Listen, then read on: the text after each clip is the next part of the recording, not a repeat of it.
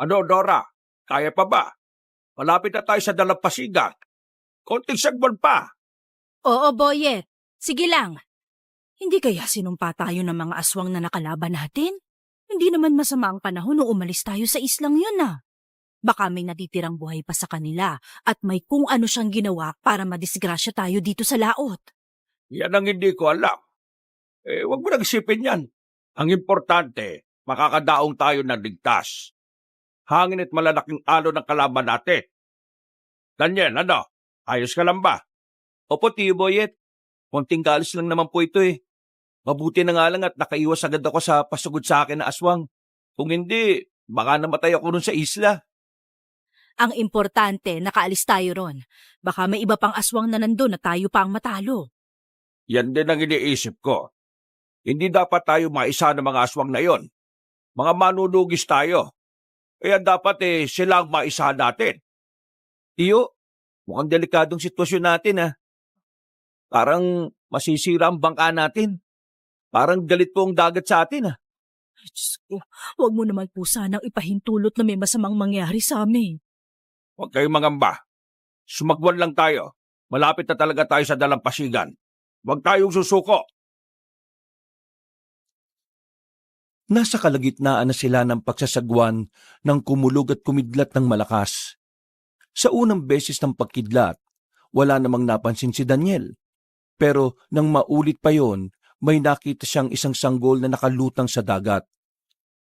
Agad na sinabi ng binata sa tiyuhin at tiyahin niya ang nakita niya. Namulagat naman ang mga mata ni Mamboyet habang sinisipat ang bahaging itinuro niya. Sanggol nga. Bakit kaya nandyan yan? Baka mapano siya, Boyet. Iligtas ninyo ang sanggol na yan. Sigurado ako magiging pagkain siya ng mga pating dito sa dagat kung nagkataon. Mahirapan tayo, tiya. Isa pa po, baka pakawala yan ng mga aswang. Hindi tayo dapat magtiwala sa mga bagay na nakikita natin ng bihira sa karagatan. Ay, naaawa ako sa kanya. Hindi naman siguro siya pakawala ng mga aswang. At kung pakawala man ng sanggol na yan, sigurado na mararamdaman natin agad yun. Sandali. Susubukan kong kunin ang sanggol bago pa siya lamunin ng galit ng mga alon. Makokonsensya pa tayo kapag hinayaan natin yan eh. Tiyo, sasamahan ko na po kayo. Huwag na, Daniel. Bantayan mo na lang ang pagbabalik ko rito at kunin mo kagad sa akin ang sanggol. Kung yan po ang gusto niyo, sige po. Mag-iingat ka, Boyet. Bilisan mo lang at baka bumigay na ang bangka natin. Tumalon sa tubig si Mamboyet at mabilis na lumangoy patungo sa kinaroroonan ng sanggol. Napako ang titig ni Daniel doon. At napaisip siya kung bakit na natiling nakalutang sa tubig yon kahit pa na malalaki ang alon. Nagtayuan ang balahibo niya sa batok. Nang may kung anong ideyang pumasok sa kanyang utak. Tia Nora, ano kaya kung hindi nga karaniwang sanggol yung ililigtas natin?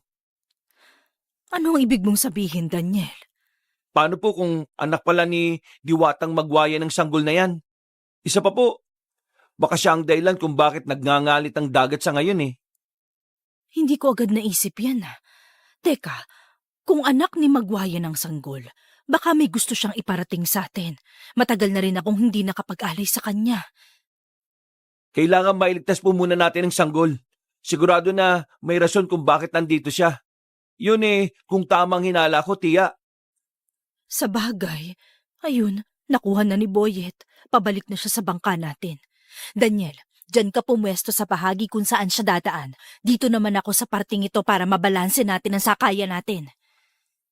Sige po, Tia Nora. Ako po ang bahala.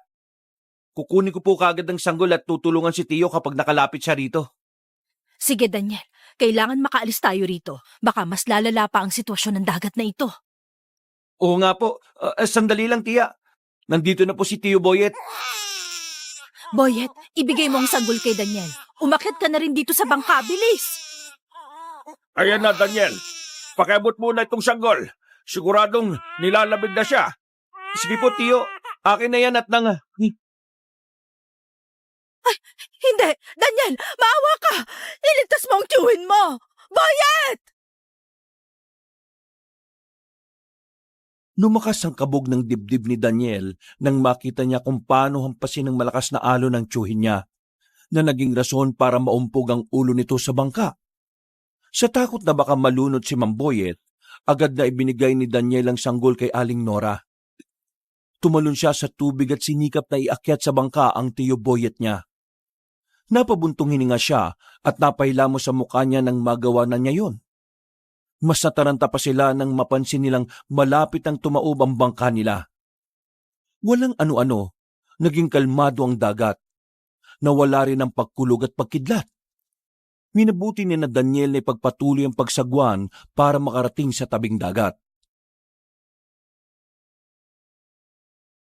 Maraming salamat, Diyos at mga diwata. Teka, bakit kaya biglang naging kalmado ang dagat? Hindi ko po alam. Hindi kaya may kinalaman ng sanggol na yan, tiya? Uy, si Tiyo Boyet, bumalik na pala ang ulirat niya. Ano nangyari sa akin? Bakit nakakita ko ng isang babae na may mga batok sa katawan at may dalang sibat?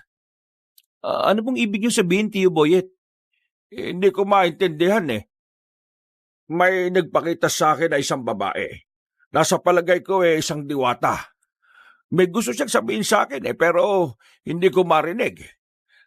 Teka, nakita ko ring may balangay na nakalutang sa ere at may mga kaluluwang naroon. Ay, sigurado ka ba? Kung hindi ako nagkakamali, si Magwayen ang nakita mo, ang Diyosa ng dagat at kamatayan. Magwayen? Ano kayang ibig sabihin ng pagpapakita niya? Sigurado na meron siyang gustong sabihin sa akin, Nora. Teka lang po. Baka may koneksyon po sa sanggol na nailigtas ninyo. Hindi kaya gusto niyang kupkupin natin ang sanggol na ito? Baka sa kanya nga ito. Hindi natin siya pwedeng biguin. Baka kung ano ang magiging parusa natin mula sa kanya kung pababayaan natin ang sanggol na ito. Kung yan ang kagustuhan ni Magwayen, yan ang susundin natin. Isang pambihirang responsibilidad itong iniata sa atin. Pero kailangan nating gampanan. Wala naman tayong anak ka. Ituring na natin itong sarili nating bunga. Siguro ito na ang sagot sa matagal na nating ipinagdarasal. Malamang ibinigay lang sa atin ang sanggol sa ganitong paraan. Huwag po kayo mag-alala. Inalagaan po ninyo ako mula nung bata ko. At ngayon, panahon na rin po para tulungan ko kayo para alagaan ang sanggol na yan. Dahil bumalik na ang ulirat ni Mang Boyet, tumulong siya kay Daniel sa pagsasagwan hanggang sa makarating na sila sa tabing dagat. Nang naroon na sila, bumaba sila sa bangka at mabilis na naglakad hanggang sa makarating sila sa tirahan nila. Gawa ng pareho silang pagod, minabuti nilang tatlo na magpahinga na muna. Inilapag na muna nila ang sanggol sa may kalumaang kuna. Makalipas ang ilang oras, nagising sina Daniel at Mamboyet dulot ng mga ingay sa labas ng bahay nila. Minabuti nilang lumabas dala ang kanika nilang sanduko bilang sandata. Kung anak nga po ni Magwayen ng sanggol at malalaman ng mga aswang ang tungkol sa kanya, siguradong kukunin nila sa atin yan. Kaya nga, kailangan natin maganda. Una, hindi natin alam kung ano ang misteryong bumabalot sa sanggol na yan. At hindi rin natin alam kung sino pa ang magiging kaaway natin. Oo nga po, Tiyo Boyet. Hindi rin natin alam kung kakampi ba natin si Magwayen eh. Mamaya, mapaparusahan pala tayo sa ginawa natin. Huwag ka maglala. Bukas, mag-aalay tayo sa kanya. Magsasagawa kami ng ritual ni Nora. Kailangan natin mapaamo ang Diyosa at nang malaman din natin kung ano ang plano niya. Magagawa po ba ninyo yan, Tiyo? Oo naman. Kung makikipag-ugnayan din siya sa atin. Pero kung hindi, wala tayong magagawa dyan. Gawin na lang natin ang dapat. Alagaan natin ang sanggol sa abot ng ating makakaya. Natigil sila sa pakikipagkwentuhan nang makarinig sila ng mga lagatik ng sanga sa hindi kalayuan. Sa tulong ng liwanag ng buwan, nakita nila ang dalawang naglalakihang aso na naglalakad habang nakatitig sa bahay nila. Sinipat ang mabuti yun ni Daniel hanggang sa mapansin niya ang nagbabagang mga mata ng mga nilalang. Tiyo, Mukhang mga aswang ang mga yan ah. Ano pong gagawin natin? Halika, itataboy natin sila. Baka maamoy pa nila ang sanggol at kung ano pang gawin nila. Hindi dapat malaman ng mga aswang na may nakuha tayong sanggol. Baka gamitin nila yon laban sa atin. Sige po, tara na. Tsak na may kung anong pakay mga yan dito sa atin eh. Tama ka. Ihanda mo na lang ang sarili mo. At kung susugod sila sa atin, sandali. Tumigil ka muna. Napalingon sila sa atin eh. Nakita na nila tayo. Ayun po. Tumakbo na yung mga naglalaki ang aso. Siguradong tatakas na sila. Habulin po ba natin sila? Oo, tayo na. Kailangan masiguro natin na nakalayo na sila. Sige po. Ayun. Patungo sila sa dalampasigan. Teka, nagpalit po sila ng anyo. Ang mga naglalaki ang aso, naging mga ibon na. Mga walang ya. Hindi na natin sila masusundan. Kailangan pa naman nating malaman kung saan sila nagtatago. Ay, kasi siguro ako na babalik pa sila. Paano na po ngayon yan, Tiyo? Hintayin na natin ang pagbabalik nila. Kung kailangan bihagin natin ng isa sa kanila, gagawin natin. Sige po, kung yan ang gusto ninyo. Sige, gawin na natin. Magbantay na lang tayo sa paligid kapag sumapit na ang gabi. Kung may sadya sila sa atin, tama kayo.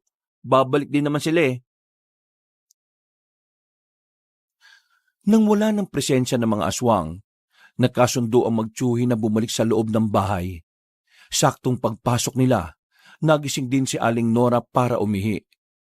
Napakunot noo siya nang makita ang dalawa at agad na nag-usisa kung bakit lumabas sila. Nasa kalagitnaan sila ng pag-uusap nang mapansin nilang nagising ang sanggol. Sigurado ako na nagugutom o nauuhaw yan. Mabuti na lang talaga at may mga damit ng sanggol tayo rito, ano? Kung wala baka gininaw siya ng sobra. Paano ngayon yan? Anong ipapainom natin sa kanya? Tubig na lang muna siguro. Bukas, bibili ako ng gatas para mapainom natin sa kanya. Sige po, sandali lang at kukuha lang ako dyan sa mesa. Mas mabuti pa nga, Daniel. Maraming salamat, ha? Teka, ano kayang mabuting ipangalan sa sanggol na yan? Wala akong maisip Teka, ano kaya kung papangalanan natin siyang Talasa? Ano po, Tia Nora? Talasa. Yan ang gusto kong ipangalan sa kanya para tunog dagat. Sa dagat naman natin siya nakuha, hindi ba? Magandang pangalan yung naisip mo, Nora. O sige, magmula ngayon, yan ang itatawag natin sa kanya. Sige po, Tio Boyet, Tia Nora. Ibinigay ni Daniel ang tubig sa tiyahin niya para ipainom sa sanggol. Nang makainom yun, muling bumalik sa pagtulog ang sanggol. Minabuti na rin nilang tatlo ang muling matulog para makapagpahinga. Kinabukasan, pagkagising nila, nataranta silang tatlo nang malamang wala sa kuna si Talasa. Hinanap nila ang sanggol. Hanggang sa may marinig silang ingay ng tubig na animoy hinahalukay sa isang batya. Mukhang naglalaro siya sa batya ng tubig. Halik kayo. Sigurado ako na si Talasa yan. Oo nga po, tara na. Baka kung malunod pa po siya, kung hindi natin kagad may aahon sa tubig. Ha? Mukhang malabo yata yung iniisip ninyo. Hindi nga siya nalunod sa dagat sa batya pa kaya. Sa bagay nga po, Tio Boyet, may punto naman po kayo. Teka, ayun nga po siya oh. Hindi. Baliwala lang sa kanyang lalim ng tubig sa batya. Aba, kahanga-hanga ang sanggol na yan, Nora. Bilis! Boyet, bilis! Kunin mo siya! Ay, parang ako mamamatay sa kaba dahil sa ginagawa niya eh. Nagmamadaling kinuha ni Mang Boyet ang sanggol na nooy nakangiti pa sa kanila. Maging si Daniel, hindi rin naitanggi ang paghanga kay Talasa. Pinunasan nila ng tuwalya ang katawan ng sanggol at ibinalik yun sa kuna. Nagpasya na rin silang tatlong mag-agahan at matapos yun, nagkanya-kanya na sila ng pag-aasikaso ng mga nakabinbin nilang gawain. Umalis si Aling Nora para bumili ng gatas. O Daniel, maiwan ka na muna rito sa bahay Pakibantayan na lang si Talasa. Baka mamaya gagapag na naman siya palabas ng kuna at lulublob sa batya. Bakit, Tiyo? Saan po ba kayo pupunta? Sa kaibigan ko, ibebenta ko sana sa kanya yung mga natuyo na nating isda Hindi naman natin yun mauubos kung kukonsumuhin lang natin. Sa bagay po, marami-rami na rin po yun eh. Ewan ko nga lang po kung ilang kilo. Basta, nung hanguin ko yun sa pinagbilaran natin, ilang karton na rin ang nalagyan ko. O sige, hihiram na lang din ako ng timbangan para malaman natin kung gaano yun kabigat. O siya, pakibantayan siya sa lasa ha. Opo, Tiyo Boyet. Ako na pong bahala sa kanya. Ay, salamat Daniel. Sige na't mauna na ako. Nang makalis na si Mang Boyet, minabuti na Daniel na puntahan ng sanggol na nasa kuna. Naupo siya malapit doon at minatyagan niya si Talasa. Nakaramdam siya ng kakaibang kilabot habang pinagmamasda ng sanggol. Pero batid niya sa sarili niyang hindi naman siya kinakabahan. Nasa kalagitnaan siya ng pagmamasid sa sanggol nang makarinig siya ng yabag na patungo sa tapat ng pintuan. Hindi na sana niya papansinin yon, pero may narinig siyang boses ng isang matanda. Sandali lang! Nariyan na po ako! Iho, pwede bang makahingi ng maiinom at makakain? Nagugutom na kasi ako. Oo naman po, Lola. Sandali lang at kukuha ko. Ay, siya nga pala. Halina muna kayo rito sa loob ng bahay. Salamat. Ano pangalan mo? Ako nga pala si Maggie. Pasensya na sa abala, ha? Wala pong problema. Ako nga po pala si Daniel. Halina po kayo, Lola. Dito po, maupo na po muna kayo. Salamat talaga, Daniel. Akala ko wala na ako mahihinga ng pagkain at inumin. Kumuha ng pagkain at inumin si Daniel. Pagkabalik niya, nakita niyang matanda na nakatitig sa sanggol na nasa kuna. Panandalian siyang natigilan at pinagmasdan na muna si Lola Maggie. Ilang sandali pa, nagpalinga-linga ang matanda. Tumayo siya saka lumapit sa kuna. Nung akmang susubukan nitong kargahin ng sanggol, binilisan ni Daniel ang paglalakad palapit doon.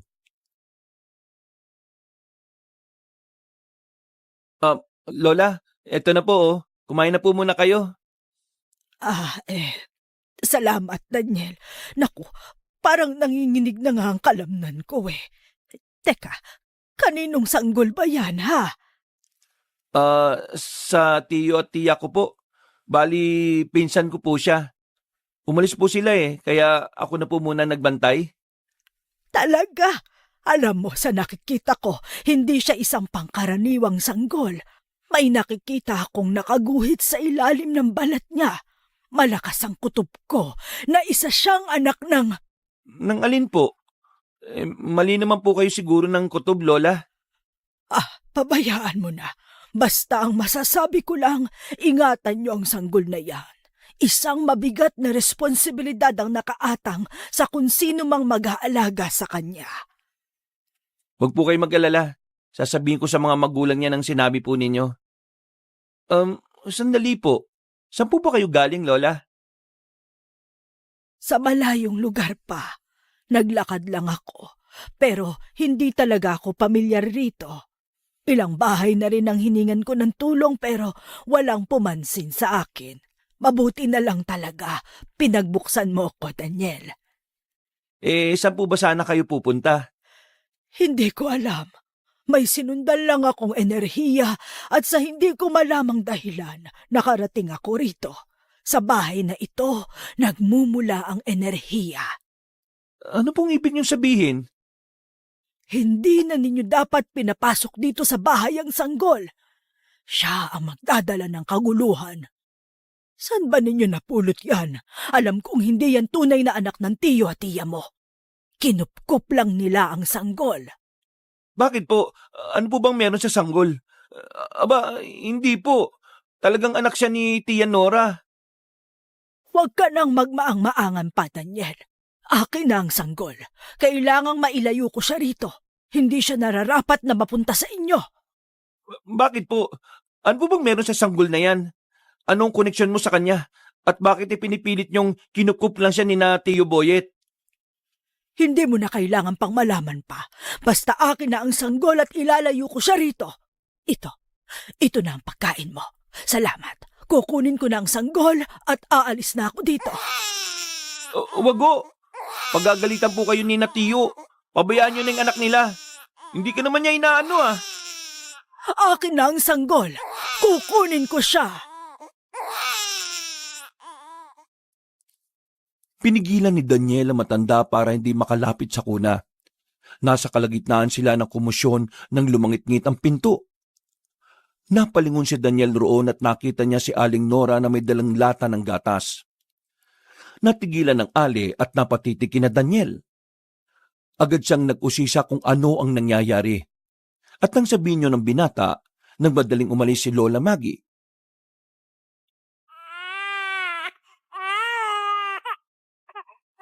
Daniel, sino ba ang matandang yun?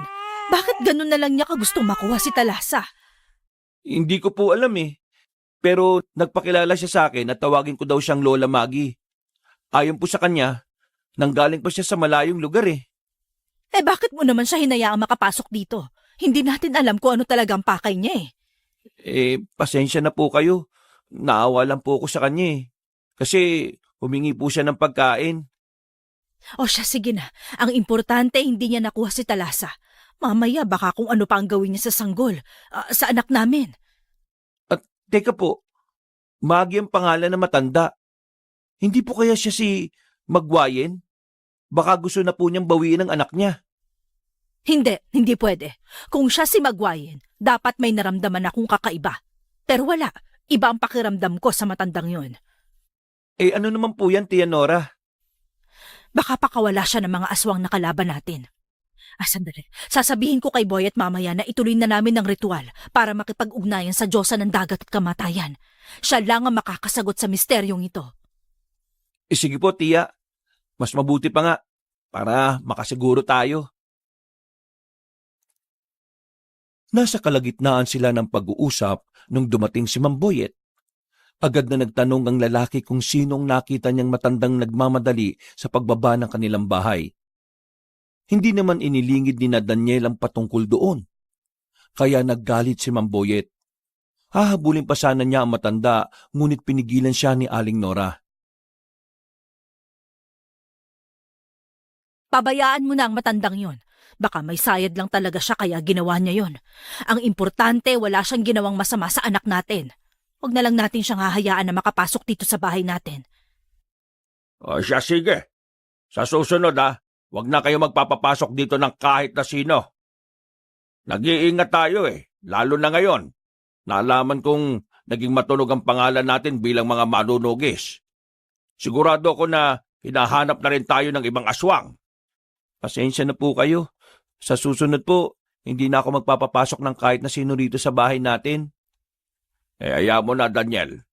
Wala lang naman yun Basta, kailangan natin magdoble ingat sa ngayon. Boyet, mukhang kailangan na talaga nating makipag-ugnayan kay Magwayen. Hindi natin alam kung ano ang pakay niya. Ay, sige. Mamayang gabi, magre-ritual tayo. Daniel, tulungan mo ako sa paghanap ng mga gagamitin, ha? Sige po, Tio Boyet. Tutulungan ko po kayo mamaya.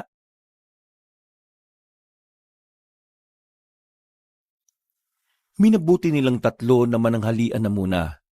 Nagtimpla na rin ng gatas si Aling Nora at ipinainom yon sa sanggol. Nagtaka sila kung bakit hindi yun umiinom. Pero nang bigyan uli nila ng tubig, nakarami rin si Talasa. Nang matapos na sila sa pagkain, nagpasya silang tatlo na magpahinga na muna. Kinahapunan,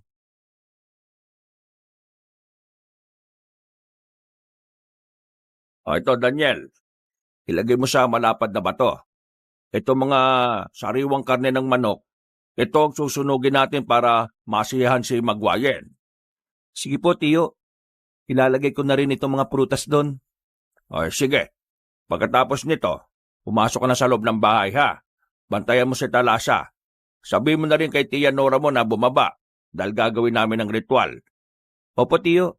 Gagawin ko yung mga ipinag-uutos ninyo. Ay, maraming salamat, Daniel, ha. Hulog ka talaga ng langit sa aming mag-asawa. Kung wala ka sigurado na walang kasing lungkot ang buhay namin. Alam mo naman na hindi kami makabuo ng sarili naming supling Walang anuman po yun, tiyo. Mas masaya nga ako dahil nandito ako sa poder ninyo at binuhay niyo ako. Pasensya ka na rin kung pati ikaw nahila namin at nailalagay sa delikadong sitwasyon. Ayos lang po sa akin yun, tiyo. Mga manunugis tayo At kakaibat ng pagiging manunugis natin ay ang peligro. Mag-iingat na lang po tayo para walang masamang mangyari sa atin. Tama ka. At hanggat kinagabayan tayo ng mga diwata at mga sinaunang Diyos, walang makakatalo sa atin. Kahit pa na may mga mas mataas na Diyos tayong sinasamba, hindi natin sila pwedeng kalimutan. Oo nga po, Tiyo Boyet. Naiintindihan ko po kayo. Ay, siya nga po pala. Tapos ko na pong maipwesto sa maliit na altar ang mga alay, Tiyo. Ay, sige na. Pumasok ka na at pakitawag na ang tiya mo. Maghahanda kami para sa ritual na gagawin namin. Opo, sandali lang po.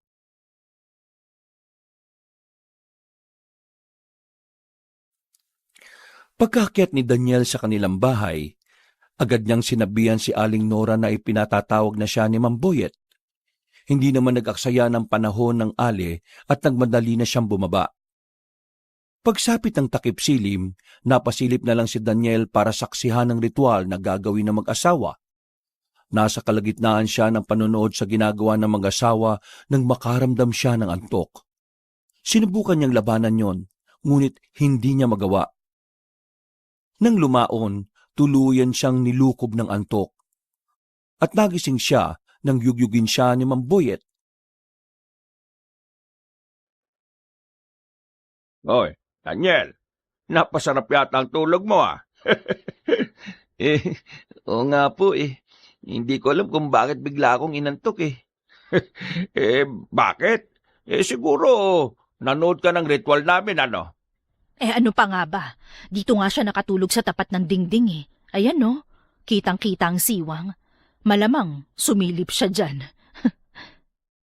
Paano po naman ninyo nalaman, Tiyo Boyet, Tia Nora? Alam mo kasi Daniel, talagang aantukin ka sa ritual namin.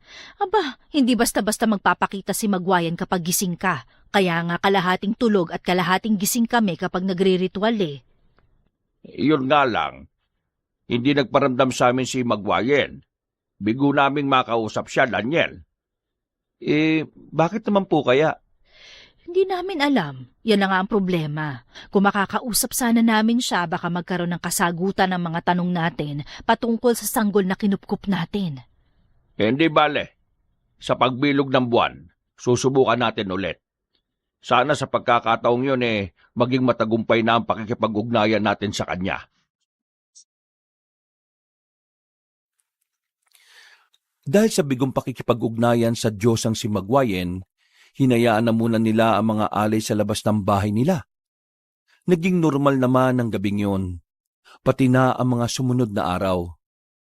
Nanatiling masigla si Talasa, kaya hindi sila nabahala. Wala na rin nagpaparamdam mula sa mga aswang, kaya nakampante silang tatlo. Isang dapit hapon, nagulat sila nang may dumating na isang aling umiiyak. Humingi siya ng tulong upang tugisin ang mga aswang na dumukot sa kanyang anak. Dahil dito, nagpresenta si Mang Boyet na siya na lang ang aalis para bawiin ang bata. Daniel, ikaw nang bala sa sanggol ha. Huwag mong pababayaan ang tiya Nora mo. Babalik din kagad ako. Sige po, Tiyo Boyet. Hindi ko sila pababayaan, pangako po. Mag-iingat ka, Boyet. Bumalik ka agad, ha? Natatakot ako para sa sanggol Baka may mga aswang ding sumugod dito para kunin siya. Huwag ka na matakot. Kasama mo naman si Daniel Malaki ang tiwala ko sa kanya. Mahusay naman siyang makipaglaban sa mga aswang. Teka, Daniel. Bakit po, Tiyo? Ibibigay ko muna yung mutya ko sa iyo ha. Karagdagang proteksyon mo sa mga aswang. Ito ang mutya ng lupang pula. Maraming salamat po. Teka, para saan po ba ito, Tiyo Boyet?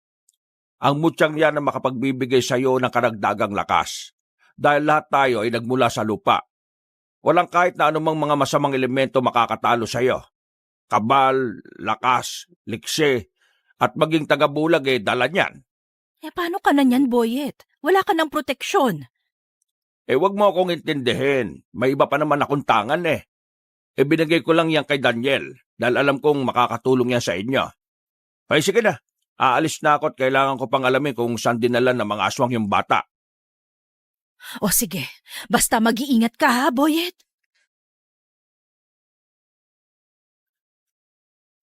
Pinanood na lang ni Daniel ang tiyuhin niya habang pababa sa kanilang bahay.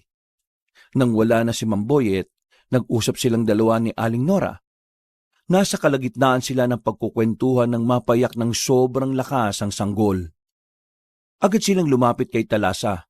Pero nang alamin nila kung ano ang rason ng pag-iyak noon, wala naman silang napansin. Naisip nila na baka nagugutom siya, kaya pinainom nila ng tubig.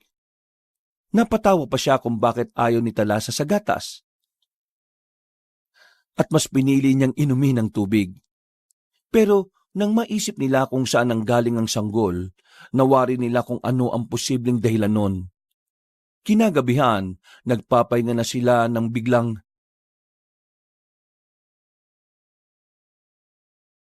Daniel, hindi maganda ang kutob ko. Iba ang ihip ng hangin sa gabing ito. May hindi magandang mangyayari. "Mangyayari po? Ano bang ibig niyong sabihin, tiya?" May hinala akong may pananalasa ng aswang na mangyayari sa gabing ito. Ay, Diyos ko, wag mo naman sanang ipahintulot na may masamang mangyari kay Boyet. "Huwag niyo na pong isipin yung mga masasamang mangyayari kay Tiyo, tiya. Ang mas mabuti pa po, matulog na lang tayo at ako nang magbabantay sa paligid." Alam mo naman na hindi ako makatulog kapag umaalis ang tiyuhin mo Sige lang, kailangan nating magbantay sa paligid. Hindi natin alam baka dito pala manalasa ang mga aswang. "Sabagay po, tiya. Kailangan din nating bantayan si Talasa. Baka siya talaga ang pakay ng mga aswang Yan din ang pinangangambahan ko. Ilang gabi nang hindi mapakali ang sanggol na yan. Malakas ang kutob ko na alam niyang may mangyayaring hindi maganda. Parehong natigilan ng dalawa nang biglang umiyak si Talasa. Dahil bibihira lang umiyak ang sanggol kung ito lang ay nagugutom. Pero kakapainom pa lang nila ng tubig sa bata. Kaya nabahala silang dalawa. Kinarga ni Aling Nora ang sanggol, samantalang si Daniel na may napasilip sa bintana. Nasa kalagitnaan siya ng pagsilip sa labas nang may mapansin siyang gumagalaw. Nung una, inisip niyang baka aso lang yon o pusang naliligaw. Pero nang makarinig siya ng paghuni ng tiktik, nagsita-asa ng mga balahibo niya sa batok. "Tiya, mukhang may aswang sa labas ng bahay. Anong gagawin natin?" Magmatsyag muna tayo. Kung talagang susugod sila rito, wala tayong magagawa kung hindi ang labanan sila. Kahit na anong mangyari, poprotektahan natin si Talasa. "Opo, tiya. Teka, mas mabuti po siguro kung bababa muna ako. Titingnan ko lang kung ilan sila." Wag na, dito ka lang sa loob ng bahay. Wag muna tayo magpakita sa kanila. Tumahan na rin naman si Talasa kaya iisipin nilang walang tao rito. Pakipatay na lang ang gasera, Daniel. "Masusunod, tiya. Pero paano po kung narinig na pala nila ang iyak ni Talasa?" Tayaan mo na, basta wag lang silang magkakamali sa galaw nila. Kahit na wala rito si Boyet, lalaban pa rin tayo. "Sige po, tiya. Kung yan ang gusto niyo mangyari, susunod lang ako." Salamat, Daniel. Hindi mo kami iniwan ng tiyo Boyet mo.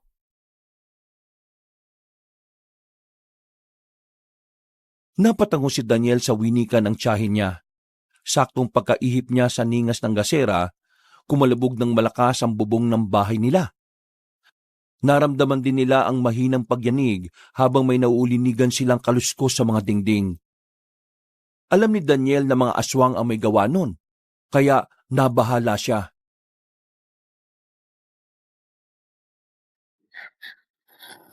"Sila na po yan. Magtago na po muna kayo rito sa silid. Ako na pong bahalang humarap sa kanila." Hindi kita pwedeng pabayaan. Sandali, itong si Talasa ang itatago natin. Dalawa tayong haharap sa kanila. Paano naman po ninyo may tatago yung sanggol na yan? Ito, itim na tela. Kakargahan ko lang ng orasyon para sa tagabulag para hindi siya makita at maamoy ng mga aswang. Ako na po magtatalukbong yan kay Talasa. Sige, mas mabuti pa nga. Kukuha lang ako ng itak na panlaban sa mga yan. Pakikuha na lang din po yung sanduko ko, tiya. Sige, Daniel. Sandali lang. O itong sanduko mo. Hawak ko na rin tong itak ko na nabasbasa nung nakaraang pagbilog ng buwan. Maraming salamat po.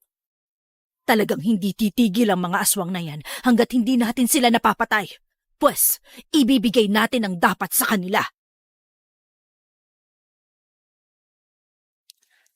Nang masiguro nilang hindi na madaling mapansin ng mga aswang ang sanggol, nagpasya ang dalawa na lumabas sa bahay nila. Bubuksan na sana ni Daniel ang pinto nang sa hindi nila inaasahan kumalubog ng malakas ang dingding. Napalingon sila roon at agad silang napatakbo patungo sa tapat nun nang makitang sinira na yon ng aswang. Tumambad sa kanila ang dalawang nilalang na may nagbabagang mga mata at tangangisi habang nakatitig sa kanila. Tienora, ako nang bahalang umarap sa dalawang yan. Sige, ikaw ang bahala. Sisiguruhin ko munang hindi mabubuksan ang pintuan at bintana. Mas mabuti pa nga po. Hindi natin alam kung ilang aswang ang nandito eh. Sige na, mag-iingat ka. Huwag kang magpapatalo sa mga yan. Susunod na lang ako sa iyo kapag naisara ko na yun na mabuti. Sige po, tiya. Nilundagan ni Daniel ang dalawang aswang at agad na tinaga sa muka ang isa sa kanila. Nabuwal yun sa lupa. Kaya itinuon na muna ng lalaki ang pansin niya sa isa pang nilalang. Naglaban silang dalawa at namangha siya nang mapansing nagagawa niyang makipagsabayan sa nilalang. Ang kada atake ng aswang nagagawa niyang ilagan. Dahil bihasa na rin siya sa pakikipaglaban, hindi siya nahirapang itumba ang nilalang na yun. Nang mabuwal ang aswang, inundayan niya ng tagayon hanggang sa tuluyan ng mamatay. Gagapang sana papalayo ang isa, pero nakita agad siya ni Daniel. Nilapitan niya yon at minabuting tapusin na ang buhay nun. Yan ang bagay sa mga tulad ninyo. Ano, Daniel? Ilang aswang ba ang nandyan? Sandali, bababa ako! Hindi ko pa po alam eh. Dalawa na ang nakalaban ko. Pero baka may mga nilalang pang kasama mga yan, tiya. Halika, tingnan natin ang paligid. Ang bubungan, tingnan na rin natin at baka may nakapwesto ron. Sige po, tiya. Teka, susubukan ko na lang pong akyatin ang bubong sa pamamagitan ng bintana. Mas maigi pa nga. Mag-iingat ka lang at baka mahulog ka, Daniel. Sige po, sandali lang naman po ito eh. Sisiguraduhin ko lang na walang aswang sa bubong ng bahay natin. Maingat na umakyat si Daniel sa bintana. Pumatong na rin siya roon at sinikap na makita ang bubong ng bahay nila. Saktong pagkasilip niya roon, nakita niyang lumundag ang aswang. Agad din siyang lumundag at sinabi kay Aling Nora ang patungkol sa nilalang. Hinabol nila yon pero sa kasamaang palad, hindi na nila naabutan. Nang masiguro nilang wala na ang aswang na yon, minabuti nilang iligpit ang bangkay ng dalawang nilalang. Si Daniel na mismong nagukay at naglibing doon sa mga yon. Nang pauwi na siya, napatitig siya sa hindi kalayuan at napakunot noo siya nang makita si Mamboy at napaika-ika ang lakad. Dahil dito, patakbo siyang lumapit sa tiyuhin niya.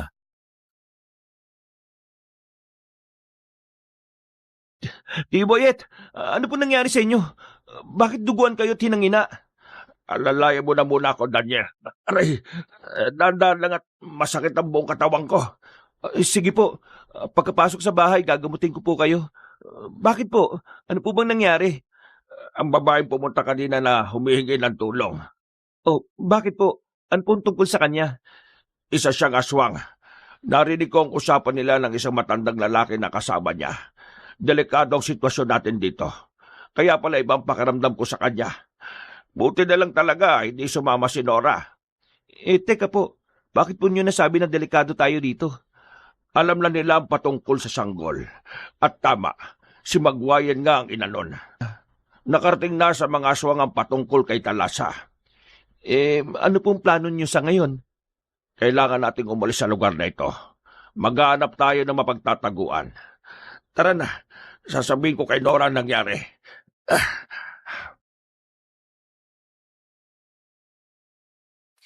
Inalalayan ni Daniel si Mamboyet hanggang sa makarating sila sa bahay nila.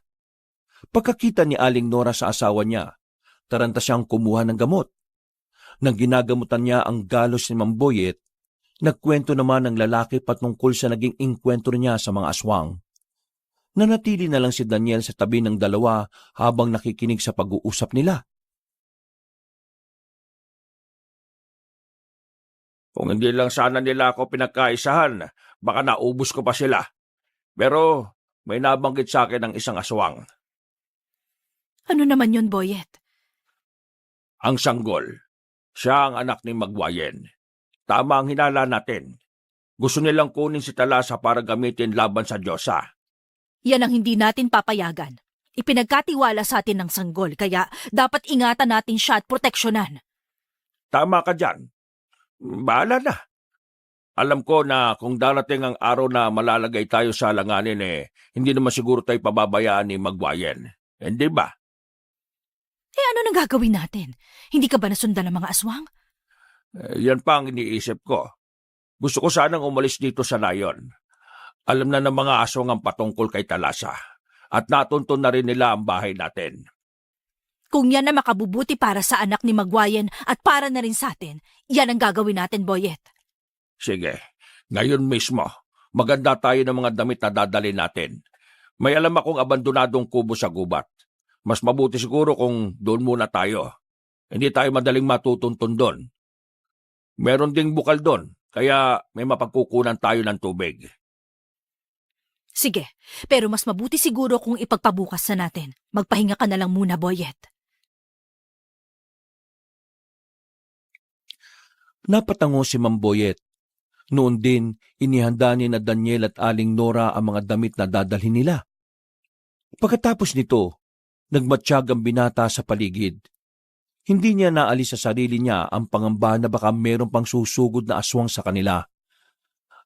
Natulog na lang siya sapagkat kampante na siyang wala ng aswang na aatake sa kanila.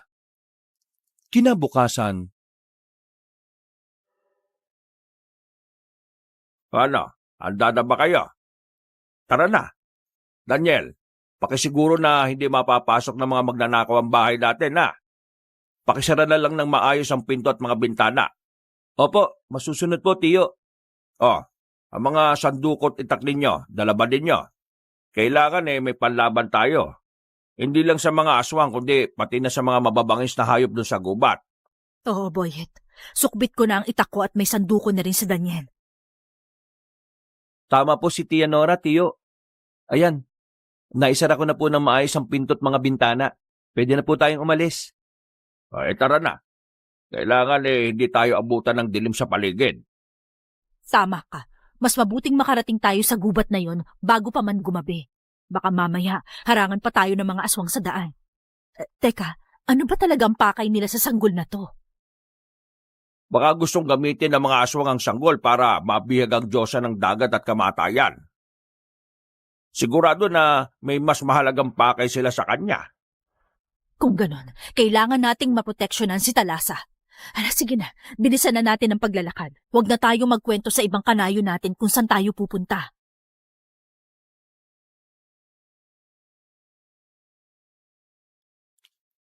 Nagmadali sila sa paglalakad nila. Dahil malayo ang nayo nila sa gubat, inabot sila ng buong araw sa paglalakad nila. Nang makapasok na sila roon, hinanap nila ang kinaroroonan ng kubo. Sa kabutiang palad, hindi sila nahirapang matuntun yon. Pumasok sila roon at napangiti ng mawaring wala pang gaanong sira yon kahit na inabandona na.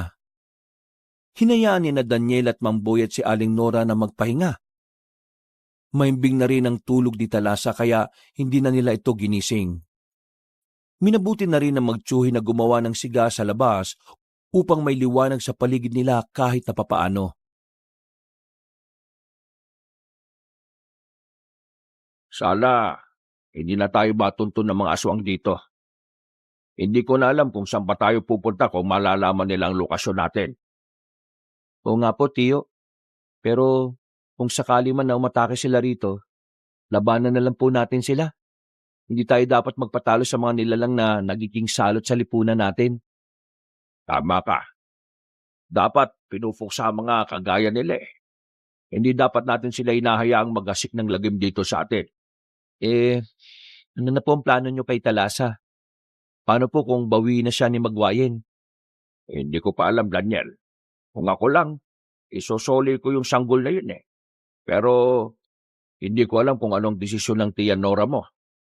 Kahit ako, napalapit na rin sa akin si Talasa. Sa akin man. Pero kung mas makabubuti sa kanya ang sumama kay Magwayen, hindi na nyo dapat na ipagkait yun, di ba? Oo, may punto ka. Pero wala kaming anak eh. At nabigyan kami ng pag-asa nang dumating si Talasa sa buhay namin. Kahit na hindi man siya dumasa sa sinapupunan ni Nora, pwede naming ituring na anak siya.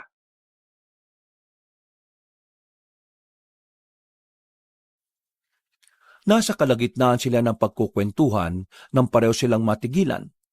May narinig silang kaluskos ng mga dahon at lagatik ng sanga. Kaya itinuon nila ang pansin nila roon upang masiguro na walang kalaban sa paligid. Pinuntahan nila yon. Napailing na lang si Daniel nang mapagtantong isang musang lang pala yon na naghahanap ng makakain niya. Hinayaan nila ang nasabing hayop at nang babalik na sila sa inuupuan nila,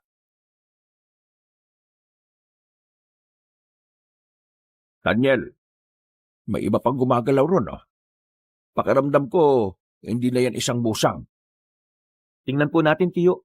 Baka mamaya may nakasunod na pala sa atin dito. Tara, hindi ko gusto tong nararamdaman kong kilabot eh. Sigurado ko na isang aswang yan. Ako rin po. Maalinsangan ang pakiramdam ko, Tiyo. Ayun, papunta siya sa bandang likuran ng kubo. Ikutan natin, Daniel. Sana'y mali lang tayo ng hinala. Gusto ko maging tahimik ang buhay natin dito eh. Pero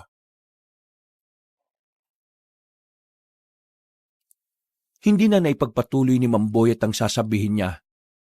Nakita nila ni Daniel na isang aswang nga ang papunta sa likod ng kubo. Pagkakita nila sa nilalang, sinugod agad nila ito. Tatakas pa sana ang aswang pero bago pa man siya makalayo, naabutan na siya ng dalawa. Dahil wala nang mapagpipilian ng nilalang, nakipaglaban siya kina Daniel. Hindi naman siya binigyan ng pagkakataon ng dalawa para masaktan sila. Sa pamamagitan ng kanilang kakayahan, naging madali sa kanila ang pagtalo sa nilalang. Tiboyet, ano? Patay na ba natin ang aswang na to? Wag. Mas mabuti kong gagapos na muna natin siya. Bukas, kapag sisikat na ang araw, mawawalan din naman siya ng lakas at babalik sa normal na tao ang anyo niya. Ano pong pinaplano nyo? Alamin natin mula sa aswang na to kung ano ang pakay nila kay Talasa. Iba pa rin kung mula talaga sa kauri nilang ideyang makuha natin. Sa bagay po. Sige, mabuti pa nga pong igapos natin to. Bukas, aalamin din natin sa kanya kung saan sila nagkukuta. Oo, Daniel. Kung ang pagsugod sa kanila ang magiging rason para maging tahimik ang buhay natin, gagawin natin.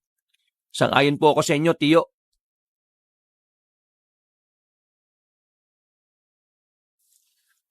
Bago pa man tuluyang bumalik ang malay ng aswang, iginapos nila yon gamit ang matibay na baging. Pinaluputan din nila ng makabuhay ang katawan nun, para hindi na makapalagpa. Nang masiguro nila na hindi na makakakawala ang aswang, pumasok na sila sa kubo para magpahinga. Kinabukasan, maaga silang nagising. Ikinuwento ni Mang Boyet kay Aling Nora ang nangyari, kaya nabahala siya. Paano kung makatakas yun? Sigurado na magsusumbong siya sa mga kasama niya. Malalaman na nila ang lokasyon natin. Sana hinayaan nyo na lang siya, Boyet. Kung hinayaan namin siya, malalaman pa rin niyang nandito tayo. Isa pa, baka kung ano pa ang gawin niya sa inyo ni Talasa kagabi. Boyet, tara na. Puntahan na natin yung aswang na iginapos natin. Siguradong bumalik na siya sa pagiging tao. Sasama ako sa inyo. Tayo na. Sana naman hindi nakawala ang nilalang na yon. Kailangan nating malaman ang tunay na plano nila at kung saan sila nagkukuta. Tayo ang susugod sa kanila para matigil na ang lahat ng ito. Susugod? Inilalagay lang natin ang sarili natin sa kapahamakan kung ganon. Baka mamaya, nakapaghanda sila. Siguro mas mabuti kung tayo ang maghanda rito para sa pagdating nila. Si Talasa, hindi natin siya pwedeng dalhin kahit saan. Baka mamaya maisahan pa tayo ng mga aswang na yun eh. Sa bagay po, may punto naman po si Tia Nora, Tiyo. Baka may patibong po na inihanda ang mga kalaban natin sa atin. Alam nila na mga manunugis tayo eh. At siguradong paghahandaan nila ang pagdating natin. Ay sige, ganito na lang. Usisayin natin ang aswang patungkol sa kanilang pinuno at mga plano. Sa paraang yon, alam natin kung paano lalabanan ng aswang. Mas mabuti pa nga, kapag naisiwalat na niya tungkol sa pinuno nila, pwede na tayong maghanda. Paliligiran natin ng mga patibong ang kubong ito para hindi sila madaling makalapit. Maghahanda na rin tayo ng mga sibat na kawayan para kahit malayo pa lang sila, magagawa na natin silang labanan. Maganda yung naisip mo, Daniel. Sige, yan ang gagawin natin.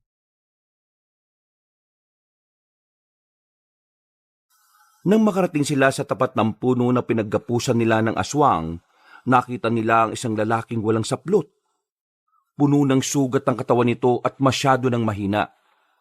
Nang mapansin ng lalaki na nandun silang tatlo, nagpumiglas siya habang nagmamakaawang pakawalan. Inusisa naman ni na Daniel ang aswang, pero kahit na anong gawin nila, wala silang makuhang impormasyon sa kanya. Anong gagawin natin dito? Mukhang wala po tayong makukuhang impormasyon eh. Ang dapat sa mga aswang na yan pinapatay. Kung makakapagbigay sana siya ng impormasyon sa atin tungkol sa pinuno nila at pati na sa kung ano ang pakay nila sa anak ni Magwayen, may posibilidad pa sanang palayain natin siya eh. Eh kaso po, wala talaga eh. Paano ba to? Hay naku, wag na nga kayong magmaang-maangan pa. Alam naman natin na mga berdugo kayo ng mga aswang eh. Si Tia talaga oh. Sige po, ganito na lang. Bibigyan natin siya ng pagkakataon. Kapag wala talaga, ibibilad natin siya sa araw hanggang sa mamatay siya. Sige, hayaan natin na ang araw na ang humusga sa kanya. Total, ayaw naman niya magsalita eh.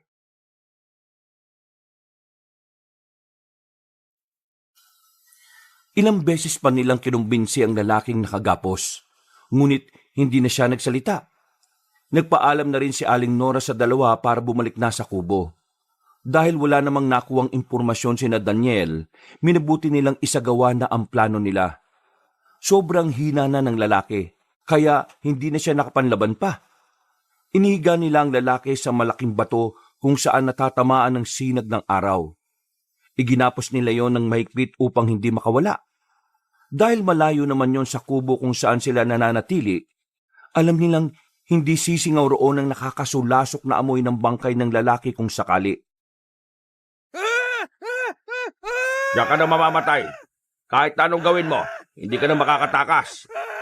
Dapat lang naman sa tulad niya kamatayang yan eh, hindi po ba? Siguro marami na siyang nabiktimang tao. Tara na, bumalik na tayo sa kubo. Sige po, hayaan na natin ang lalaking yan. Wala naman tayong mapapala sa kanya eh.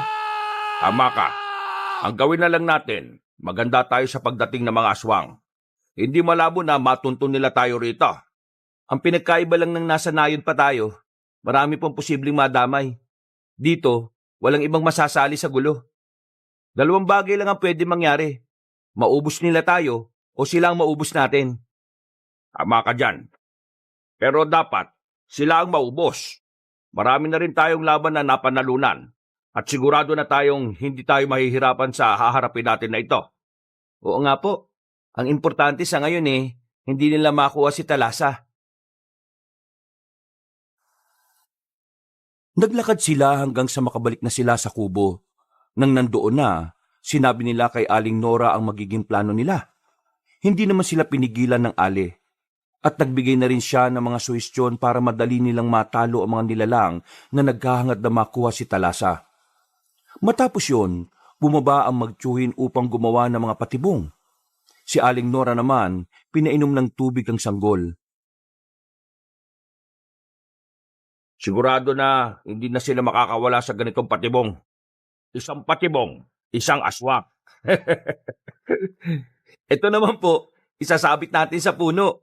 Kapag may dumaang aswang, mauhulog ito at siguradong durog ang katawan niya. Paligiran na rin natin ng baging na makabuhay ang kubo.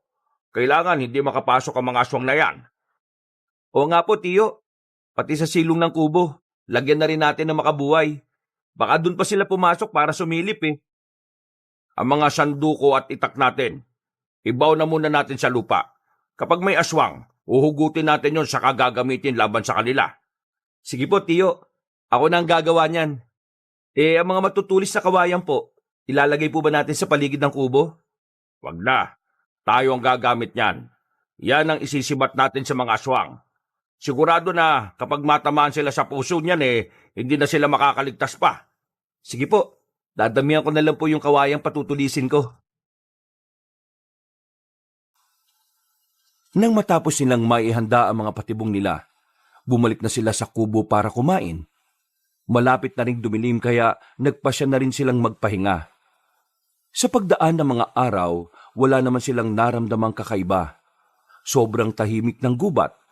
At kahit na mga kulisap, wala silang masyadong naririnig.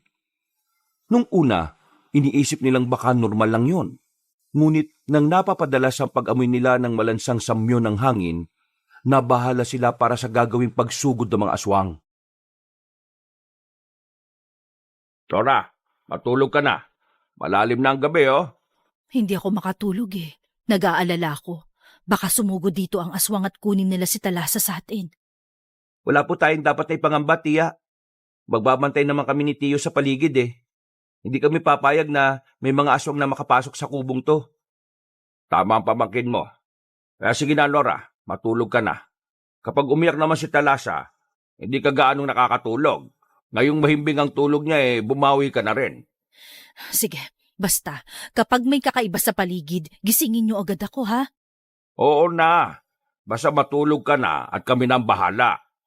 Sige, matutulog na ako. Nang nakatulog na si Aling Nora, nagpasya sina Daniel na bumaba sa kubo. Nagmatsyag sila sa paligid. At napagtanto nilang mas malansa ang simoy ng hangin ng gabing yun. May narinig din silang alulong ng mga aso sa malayo. Kaya napagpasya nila na rumonda sa loob at sa labas ng gubat. Nagdala na rin sila ng sulo dahil hindi gaanong lumulusot ang liwanag ng buwan sa kakahuyan. Nasa kalagitnaan sila ng pagroronda na may marinig silang may mabibilis na yabag. Tiyo, mukhang may mga kalabang paparating ah. Umiinit yung mutyang tangan ko eh. Sa akin din. Sigurado na sila na yan. Kung naisa nila ako dati, hindi na ako papayag na gawin ulit nila yung sa akin. Ano po, babalik na po ba tayo sa kubo? Wag na muna. Kung mga aswang nga yan, haharangan natin sila para hindi sila makalapit doon. Sige, ganito. Bumalik ka sa kubo, gisingin mo ang tiyan Nora mo, at balaan mo sila patungkol sa mga aswang. Sige po, sasabihan ko na rin po siyang maganda para sa pagdating ng mga aswang. Oo, sabihan mo rin siyang siguraduhin ang kaligtasan ni Talasa, ha? Bumalik ka kagad dito, at haharangan natin ang mga nilalang na yan. Napatango si Daniel sa tiyuhin niya. Kahit nakakaunting liwanag lang ang tumatama sa kanilang pwesto, minabuti pa rin niyang tumakbo para mabilis siyang makarating sa kubo kung saan sila nananatili. Saktong nagising naman si Aling Nora dahil sa pag-iyak ni Talasa, kaya hindi na siya nag-alinlangang sabihin ng pinapaabot na mensahe ni Mang Boyet. Sige na, ako nang bahala rito, Daniel. Sige po, Tiya. Kapag po kailangan niyo ng tulong, sumigaw lang kayo kagad at babalik po kami rito. Sasalubungin po namin ang mga aswang. Mag-iingat kayo. Huwag mong pababayaan ang tiyuhin mo, ha? Sige na, bumalik ka na sa kanya at baka nandun na ang mga aswang. Sige po, Tiya. Mauna na po ako sa inyo, ha? Pagkawika niya, agad siyang tumakbo pabalik sa Tiyo Boyet niya. Hanggang papalapit sa roon, nakarinig siya ng mga pag-angil at maging ng pagsigaw ng tiyuhin niya. Alam niyang nagkaroon na ng sagupaan, kaya hinugot na rin niya ang sanduko niya mula sa kaluban nito. Saktong pagkarating niya roon, nakita niyang nakikipaglaban si Mamboyet sa 3 aswang. Dahil dito, inatake niyang isa sa kanila at agad na pinatay. Ibabaling na sana niya ang pansin niya sa isa pang nilalang, pero nagawa na nitong itumba ang tiyuhin niya. Hanapin natin ng iba pa. Dali natin sila sa bahagi ng gubat kung saan may inilagay rin tayong patibong. Tara! Sige po, tiyo. Doon sa bahaging papunta sa bundok. May mga naririnig akong ingay doon eh. Sige, dumiretso tayo ron. Maging alerto ka lang ha. Gabi ngayon at hindi natin alam kung anong kayang gawin ng mga aswang sa atin. Opo, tiyo. Baka kung makapunta pa sila sa kubo eh. Yan ang iiwasan natin. Panghuling proteksyonin ng Nora ang patibong na nakapaligid doon. Kapag nakapalag sila ron, malalagay sa panganib ang tiyahin mo, pati na ang anak ni Magwayen. Ilis na lang po natin ang atensyon ng mga aswang. Sige, yan ang gagawin natin. Tayo na. Daniel, diretso tayo sa bahagi kung saan mayroong mga ingay ha. Sige po, tara na po. Tumakbo silang dalawa para puntahan ang pinagmumulan ng ingay. Habang papalapit sila roon, mas lalo ring uminit ang pakiramdam ni Daniel. Alam niyang papalapit na sila sa mga aswang, kaya inihanda na nila ang mga sanduko nila. Walang ano-ano, nakarinig sila ng pag-angil. Parehong natigilan ng magtsuhin at nang mapatitig sila sa unahan nila, nakita nila ang napakaraming mga mata na nagbabaga. Iboyet, mga aswang po mga yan. Nakikita na nila tayo. Kaya nga. Sige, hintayin natin umatake sila sa atin.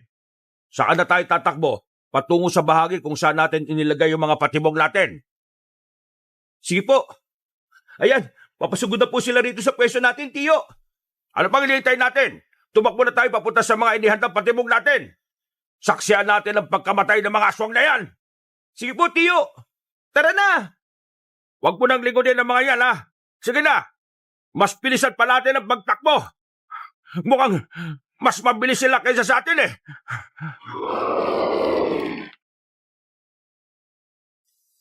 Lalo nilang binilisan ang pagtakbo nila hanggang sa makapasok sila sa bahagi ng gubat kung saan nila nilagyan ng mga patibong. Nang naroon na sila, inihanda nila ang mga kawayang sibat na iniwan nila roon. Nang makapwesto na sila sa lilim ng matandang puno ng balete, iginala nila ang paningin nila. Ilang sandali pa, nakarinig sila ng mga pag-ungol. Alam nilang may mga aswang nang nabibiktima ng mga patibong nila. Kaya napanghisi silang dalawa. Tingnan na lang po natin kung hindi agad maubos yung mga aswang na yan. Kahit na hindi na natin sila tuluyan, mamamatay rin silang lahat sa pagkatuyot ng dugo nila eh. Oo nga, Daniel. Hintayin na lang natin na wala nang gaanong ingay. Nagkamali sila ng kinalaban. Oh, ayun. May mga papunta pa rito.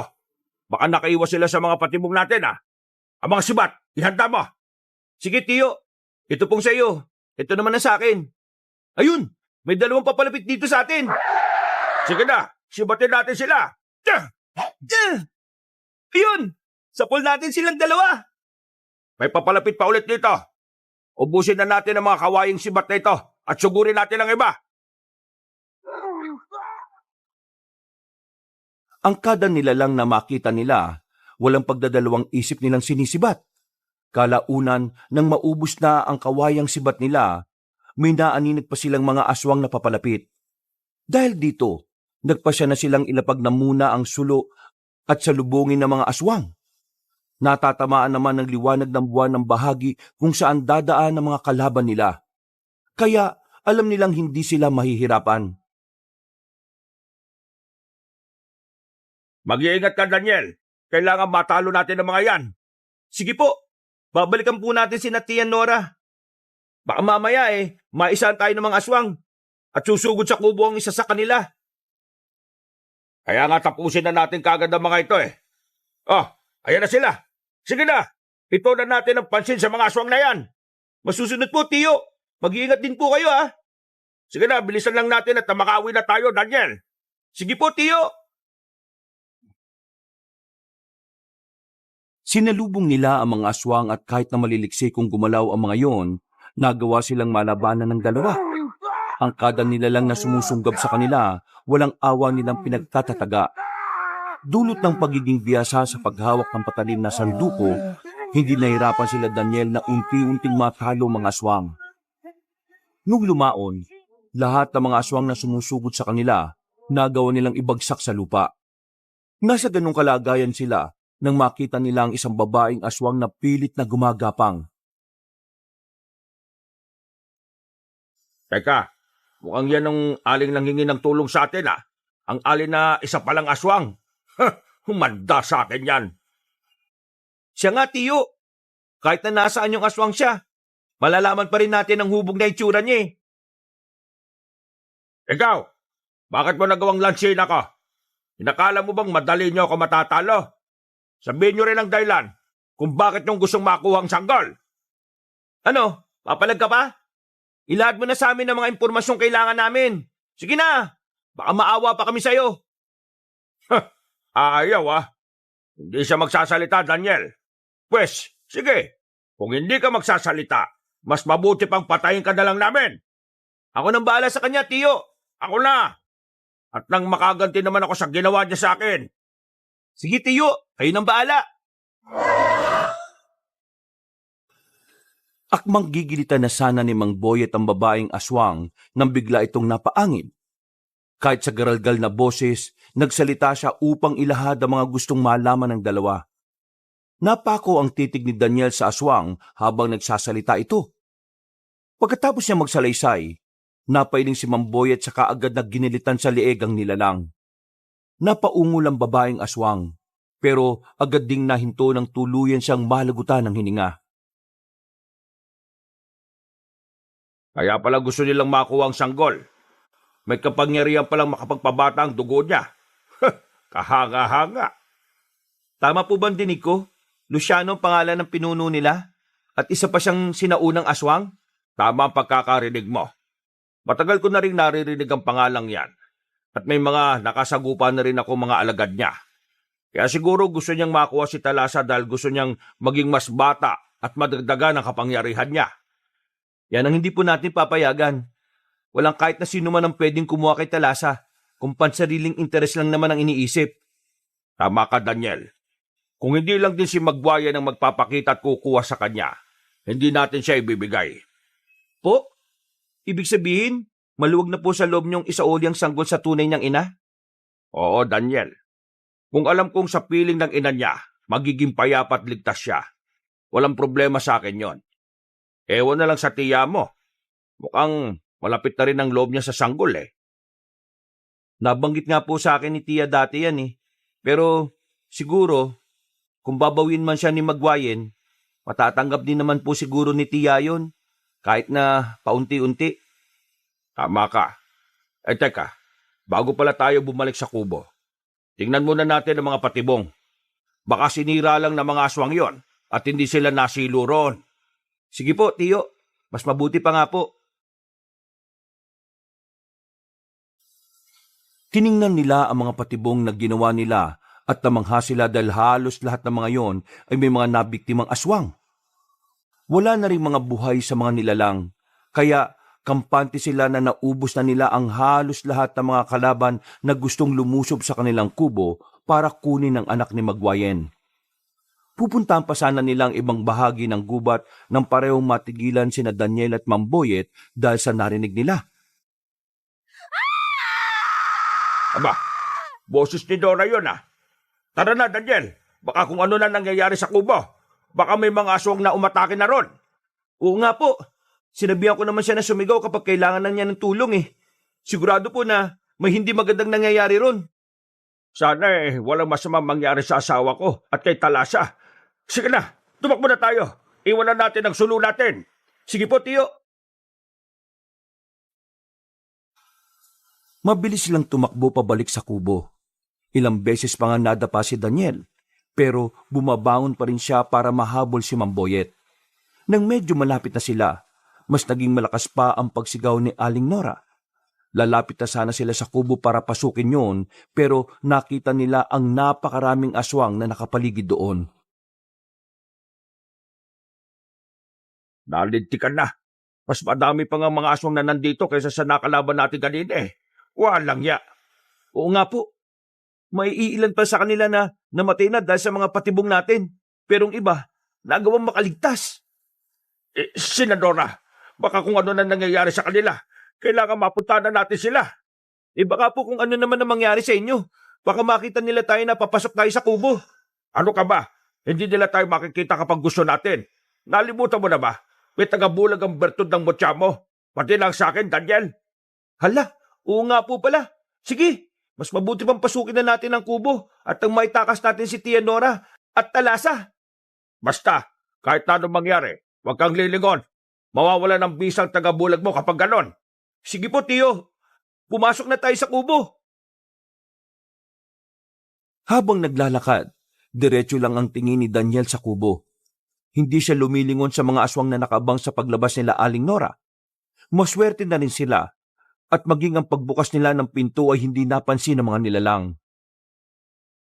Pagkapasok nila, agad silang lumapit kay Aling Nora na may hawak na itak. Habang karga-karga si Talasa. Nora, wala bang masamang nangyari sa inyo? Hindi ba pumasok ang mga aswang dito? Hindi pa naman, pero kanina pagkaalis ni Daniel dumating din sila. May hinihintay sila. Kung hindi ako nagkakamali, si Talasa ang inaabangan nila. Kaya ito, tinalukbungan ko siya ng itim na tela. Mabuti kung ganon. Akala ko kung ano na nangyari. Narinig pa naman namin ang sigaw mo. May isang aswang sana kanina na susubok na pumasok sa bintana. Pero tinaga ko siya, kaya nahulog. Hindi ko nga alam kung buhay pa ba yun o patay na eh. Dahil nabuksan ng bahagya ang bintana, doon ko nalaman na maiba pa palang aswang na nandito. Ayun, sumigaw na ako. Mabuti na lang at nakarating kagad kami rito. Teka, bakit para bang hindi sila gumagalaw? Parang may importanteng bagay silang hinihintay. Aba, hindi ko alam, Boyet. Teka, susubukan ko ngang silipin ulit. Wag na, kamamaya makita pa nila si Talasa. Alam kong alam nila na nandito na siya. Pero ang pinagtataka ko lang, wala silang ginagawang aksyon. Tio Boyet, Tia Nora, tingnan niyo po yung mga aswang oh. Parang nagbabalak na umatake dito. Sige, maganda tayo. Nora, ikaw nang bala sa sanggol ha. Protektahan mo siya. Lalabanan namin ang mga aswang na yan. Tiyo, napapaligiran po nila yung kubo natin. At may mga yabag din ako naririnig sa bubungan. Malamang, pati dyan may aswang din. Hindi na natin may tatago si Talasa. Ang gawin na lang natin, protektahan siya at huwag hayaang maagaw siya ng mga aswang. Nasa ganong kalagayan sila nang magsiangilan ng mga aswang. Nabahala silang tatlo. Kaya noon din, nagpasya silang lumabas sa pamamagitan ng pintuang nasa bandang likuran ng kubo. Nakita rin ni Daniel na iilan lang ang mga aswang na naroon. Kaya hindi sila madaling nasukol. Dahil inalalayan ni Bamboyet ang asawa niya, nauna nang maglakad ang binata. Marahan niyang binuksan ang pintuan at nang makita niya ang dalawang aswang na nakatayo malapit roon, nilundagan niya sila at pinagtatataga. Tiyo, Tia! Wala nang ibang aswang dito! Alis lahat po sila! Nasa tapat na ng kubo! Makakadaan na tayo dito! Sige, kailangan hindi nila tayo mapansin. Iisipin nilang nasa loob pa rin ng bahay si Talasa at si Nora. Kaya doon nila itututok ang atensyon nila. Maiisahan din natin ang mga aswang na yan. Pero teka, sandali. May naaamoy ba kayo? Amoy putik! Ano kaya yan? Sobrang tapang! Hindi magandang kutob ko sa amoy na yan. Tara na, baka mamaya yan palang hinihintay ng mga aswang na yan. Diretso na lang tayo ng paglalakad dito. Kapag lilihis pa tayo, magiging madali sa mga aswang na yan na makita tayo. Opo, maghanap na rin tayo ng mapagtataguan. Kapag nakapagtago na kayo, at kung alam namin na ligtas na kayo, haharapin namin ang mga nilalang na yan. Tutulong ako. Hindi ko kayo pababayaan. Paano si Talasa? Kailangan hindi sila magtagumpay. Kakailanganin nila ang dugo niya para bumalik sa pagkabata at mag-iba yung lakas ng pinuno nilang si Luciano. Basta tutulong ako. Marami ang mga aswang na yan. Payukong naglakad ang tatlo papunta sa malaking puno. Naisip nilang doon na muna sila magtago hanggang sa makaalis sa mga aswang. Nasa kalagitnaan na sila ng paglalakad nang makarinig sila ng mga kalabog. Napalingon si Daniel at natigilan siya nang makitang tuluyan ng sinira ng mga aswang ang kubo. Dahil bumagsak ang kubo, nakita sila ng mga aswang. Napaangil ang mga nilalang at ang bawat isa ay napangisi sa kanila at naghintay sa kung anong gagawin nilang tatlo. Hindi ito maaari. Sige na, Nora. Mauna ka na't iligtas mo si Talasa. Pipigilan namin ang mga aswang na yan para hindi sila makalapit sa sanggol. Sige, pero maghahanap lang ako ng mapagtataguan ko kay Talasa. Gusto kong tumulong sa inyo sa pakikipaglaban. Kayo pong bahala. Basta siguraduhin natin na hindi magtatagumpay ang mga aswang sa binabalak nila kay Talasa. Baka tayo pang malagot kay Magwayen. Siya nga. Sige, kayo na munang bahala rito at maghahanap lang ako ng pwede kong pagtaguan sa sanggol na ito. Daniel, samahan mo ang tiyahin mo. Ako na munang bala sa mga aswang na yan. Hindi ako susugod hanggat hindi kayo nakakabalik dito. Babantayan ko lang at sisiguraduhin na hindi nila makukuha ang sanggol. Sige po, Tiyo. Mas mabuti nga yung naisip nyo. Tia Nora, tara na po. May nakita ko malaking puno na malapit sa mga patibong namin. Doon na muna natin itago si Talasa. Kung may aswang man nasusugod sa kanya, bago pa man sila makalapit patay na sila dahil sa patibong. Inalalayan ni Daniel ang tiyahin niya hanggang sa makarating na sila sa bahagi kung saan may patibong sila.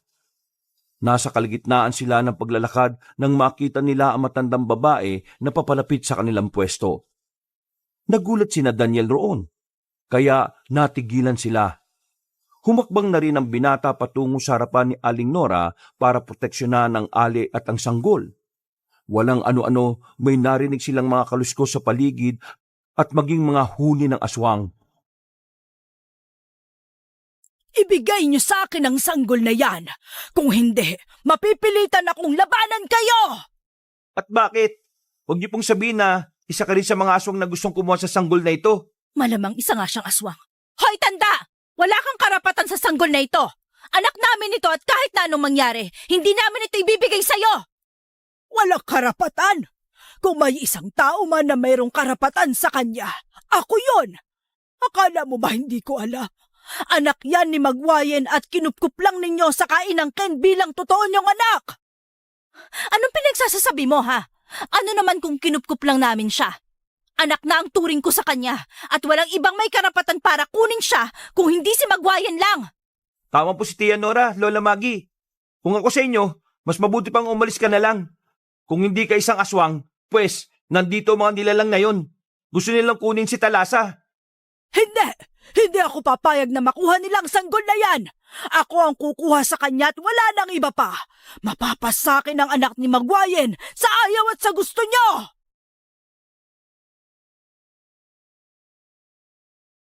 Magsasalita pa sana si Daniel, pero napahinto siya nang may makita siyang 5 nilalang na papalapit sa kanila. Nakatitig ang mga yon sa sanggol, kaya alam na ng binata na yon ang pakay nila. Nang sumugod ang 5 aswang, sinalubong sila ni Daniel. Nagulat pa ang binata nang sa hindi niya inaasahan, tinulungan siya ni Lola Maggie. Namangha rin siya sa angking kakayahan na matanda sa pakikipaglaban. Dahil halatang biyasa siya, dahil sa pinagtulungan nilang dalawa, napatay nila ang 5 aswang na gustong sumugod sa kanila. Noon din, silang dalawa ng matanda ang nagkaharap. Ano po talaga ang pakay niyo sa sanggol? Bakit ganun na lang ang kagustuhan niyong makuha siya? Basta, kung ano man ang pakay ko, sa akin na lang yon. Sa ayaw at sa gusto nyo, ibibigay nyo sa akin ang anak ni Magwayen. Pero alam naman ninyo na hindi pwede, di ba? Baka po kung ano ang gawin niyo sa kanya. Kung anak nga yan ni Magwayen, dapat lang na respetohin mo siya. Bakit ayaw nyo siyang ibigay sa akin? Kung talagang anak siya ni Magwayen, dapat pati ako, respetuhin nyo rin! At bakit ka naman namin igagalang, ha? Kung umasal ka parang hayop na mabangis. Ang paggalang, kusang ibinibigay, hindi yan pinupwersa. Sige, sabihin mo sa amin kung ano talagang pakay mo sa sanggol na ito. Mamamatay muna kayong lahat bago nyo malaman ang pakay ko. Sige, Daniel, labanan mo ako. At kapag napaslang kita, isusunod ko ang tiyahin mo! Sige, gawin mo kung anong nasa isipan mo. Kapag may ginawa kang masama sa pamangkin ko, sisiguruhin kong mamamatay rin ang sanggol na ito. Wala akong pakialam kung anak siya ni Magwayen o kung ano man ang koneksyon mo sa kanya. Huwag na, Tia. Kaya ko naman labanan na matandang to eh. Umatras ka, tanda! Kung hindi, gigilitan ko to sa leeg! Huwag! Sige na, aamin na ako. Wala na rin namang saysay kung magsesekreto pa ako eh. Ako ang... Hindi na ipagpatuloy na matanda ang sasabihin niya. Nang marinig ni Daniel ang boses ng tiyuhin niya, napalingon siya rito. Napalunok na lang ang binata ng laway niya nang makitang hinahabol ng maraming aswang si Mamboyet. Dahil dito, salip na harapin ng matanda, sinalubong niya ang tiyo niya at tinarangan ng mga aswang para hindi makalapit kina Aling Nora. Tiyo Boyet, mukhang nasukol na nila tayo. Anong gagawin natin? Hindi nila dapat makuha ang sanggol. Pati si Lola Maggie kasi gusto makuha si Talasa. Lola Maggie, ang matandang yan. Bakit? Anong rason niya at gusto niya makuha ang anak ni Magwayen? Dahil isa rin siyang aswang. Baka nga siya pa ang totoong pinuno nila eh. Nagkakamali kayo. Wala akong pakialam sa mga aswang na yan. Nandito lang ako para kunin ang sanggol. Kahit anong gawin mo, hindi namin siya ibibigay sa'yo. Yan nga rin po sinabi ko eh, pero matigas ang ulo niya.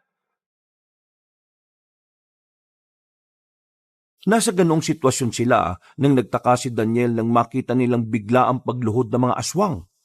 Napakunot noo siya at napatanong sa sarili niya kung ano ang nangyayari.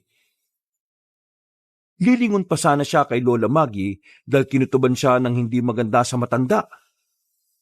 Pero natigilan siya nang makita ang isang aswang na nakatayo roon.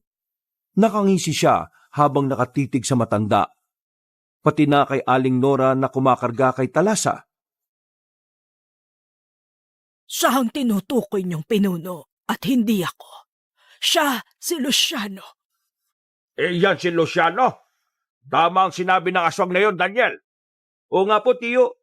Sobrang tanda na niya at halos butot balat na lang siya. Amoy ko rin ng samyun niya parang lupa. Sigurado na siya ang naamoy ko kanina. Hindi ko akalain na nandito ka rin, Maggie. Ano? Nandito ka ba para sumama sa akin, pangkat? Kahit kailan, hindi ako sasama at aanib sa mga katulad niyo. Mga salot sa lipunan. At alam ko na kung bakit ka nandito. Gusto mong makuha ang kakambal mo para mahigop mo rin ang enerhiya niya. Sa parang yon, magiging bata ulit ang mukha mo. Wala kang pakialam sa gagawin ko. Kakambal ko ang sanggol na yan at bahala na ako sa gagawin ko sa kanya. Ikaw, hindi mo siya kaano-ano. Kaya umalis na kayo rito ng mga alagad mo. Dadaan ka muna sa ibabaw ng bangkay ko bago mo makuha ang sanggol. Para sa akin lang ang kapangyarihan niya at hindi yan dapat na mapunta sa'yo. Sumenyas si Pinunong Luciano sa mga alagad niya na tumayo at maghanda upang sugurin sina Daniel. Itinaas naman ng binata at ng tiyuhin niya ang kanilang mga sanduko at inihanda ang sarili nila. Noon din, sinabihan ni Daniel si Aling Nora na itakas na ang sanggol at sila na ang bahalang kumalaban sa mga aswang. Napatungo naman ang tiyahin ni Daniel sa kanya at agad na napatakbo palayo. Susundan pa sana ni Pinunong Luciano ang ali pero hinarangan siya na matandang nagpakilala bilang kakambal ni Talasa. Huwag mo akong pigilan sa gusto kong gawin. Kukunin ko ang sanggol at wala akong pakialam sa inyo. Nung una pa lang alam ko na ang pakay mo. Pati sa akin, alam ko na gusto mo lang nahigupin ang kapangyarihan ko. Mabuti na lang talaga lumayo ako sa iyo. At ngayon na ipinagtagpo tayo ulit ng tadhana, hindi na kita papayagang makatakas pa. Anong pinagsasasabi mo? Wala akong masamang intensyon sa iyo. Minahal kita noon, pero ang bigong pagmamahal na yon ang nagtulak sa akin sa kasamaan. Anong nagtulak ang pinagsasasabi mo? Nung una pa lang, alam ko na kung ano ang katauhan mo. Inisip ko lang na baka magbabago ka, pero mali ako. Sa bagay, kahit na anong bihis pa ng ahas ng kanyang balat, ahas pa rin siya. Wala! Nasa inyong sanggol na kailangan ko. At dahil doon, damay na kayo sa gulong ito. Ako lang ang kalaban mo, Luciano. At tama ang binatang yan. Wala silang kasalanan sa atin. Naiipit lang sila rin. Kaya kayo, kung gusto niyong mabuhay pa at makaligtas mula sa akin at sa mga aswang na ito, ibigay na ninyo ang hinihingi ko. Sige, ibibigay namin ng sanggol. Pero sa kung sino man ang matira sa inyo, magpatayan kayo hanggat gusto niya. Tama si Tiyo. Paglaban muna kayo para malaman namin kung sino ang dapat na makakuha kay Talasa. Ikaw, Lola Maggie, patunayan mo sinasabi mong anak ka nga ni Magwayen at kakambal mong sanggol na yon. Agad na napaangil ang pinunong aswang. Napakuyom siya ng palad niya at agad na sinugod si Lola Maggie. Napasigaw naman na matanda at gamit ang tungkod niya, nilabanan niya si Pinunong Luciano. Napaangil din ang mga aswang na nasa tapat ni na Daniel. At sa isang pagkisap ng mga mata ng magtiyuhin, sumugod sa kanila ang mga nilalang. Nilabanan nila ang mga yon. At dahil marami ang mga aswang, nahirapan silang talunin ang mga yon. Sa tuwing naiilagan nila ang mga pag-atake ng ibang aswang, may ilan pang nilalang ang susugod sa kanila. Sa hindi inaasahan ni Daniel, sinunggaban siya ng isang nilalang saka ibinalibag. Tatayo sana siya upang makipaglaban ulit, pero naibalibag din ng isang aswang ang Tiyo Boyet niya patungo sa kinabagsakan niya. Tiyo, hindi ko po akalain na mahirapan tayo sa mga nilalang na yan. Oo nga, Daniel. Pero kahit na anong mangyari, kailangan natin maproteksyonan si Talasa. Pati ang kakambal kasi niya, may masamang binabalak sa kanya eh. Pipigilan natin pati si Lola Maggie. Pero teka po, tingnan niyo, pinagtutulungan siya ng mga aswang. Hayaan mo sila. Sigurado na hindi naman siya mapapatay ng mga yan eh. Kung talagang anak siya ni Magwayen, isa siyang immortal. Teka, ang tiya Nora mo pala. Hindi ko alam kung kumusta na sila ni Talasa. Ano po kaya kung sundan mo po siya? Baka mamaya may mga aswang siyang nakasagupa, Tiyo. Ano nga ko lang? Tayong dalawa. Pabayaan na natin na matandang yan sa pakikipaglaban na mag-isa sa mga aswang. Ang importante, makaalis tayo rito at makarating sa lugar na hindi matutunto ng mga aswang. Hindi po. Mas mabuti kung kayo na lang muna. Susunod po ako kagad. Kailangan matapos din ng mga aswang na yan eh. At nang maging tahimik na ang buhay natin. Matapos? Paano naman na matandang si Maggie? Kalaban din natin siya. Gusto niya nang kunin si Talasa para makuha niya ang kapangyarihan ng sanggol na yon. Nararamdaman ko pong hindi siya gaano masama. Baka nagiging desperado lang siya dahil sa sitwasyon niya. Ikaw ang bahala. Basta mag-iingat ka ha. Huwag ka magpapatalo sa mga aswang. At lalong huwag kang magpapalinlang sa matandang yan. Huwag po kayo mag-alala. Hindi po ako magpapadala sa mga salita niya. Kapag nalaman kong mas masahol pa siya sa mga aswang, ako mismo ang makakalaban niya. Kung immortal man siya, pues, hahanap ako ng paraan para patayin siya. Nagpaalam siya sa binata at nang makaalis na siya, tumayo si Daniel upang sugurin ang mga aswang na kumukuyo kay Lola Maggie. Hinarap naman siya ng ibang nilalang at nilabanan niya ito gamit ang kanyang patalim. Nasa kalagitnaan sila ng pakikipaglaban nang biglang napasigaw si Lola Maggie. Ibinaling ni Daniel ang pansin niya roon at nakita niya kung paano ibinawal ni Pinunong Luciano matanda. Nagpatuloy ang pakikipagpambuno nila sa isa't isa habang abala naman sa pakikipaglaban si Daniel sa mga alagad ng Pinunong Aswang. Huwag ka nang magmatigas pa. Maswerte ka nga dahil hindi ka mamamatay. Ako, matanda na at malapit nang bumalik sa pagiging alikabok. Dapat lang naman sa'yo maging alikabok. Dapat kang mamatay para wala ka na maging biktima pa. Bumalik ka na lang sa piling ko at gagawin kitang reyna ng mga aswang. Hindi mangyayari ang gusto mo. Isinusumpa ko kahit na sa mundo ng mga patay, hindi ka tatanggapin ang ina ko. At bakit? Sa palagay mo ba'y mapapatay mo ko?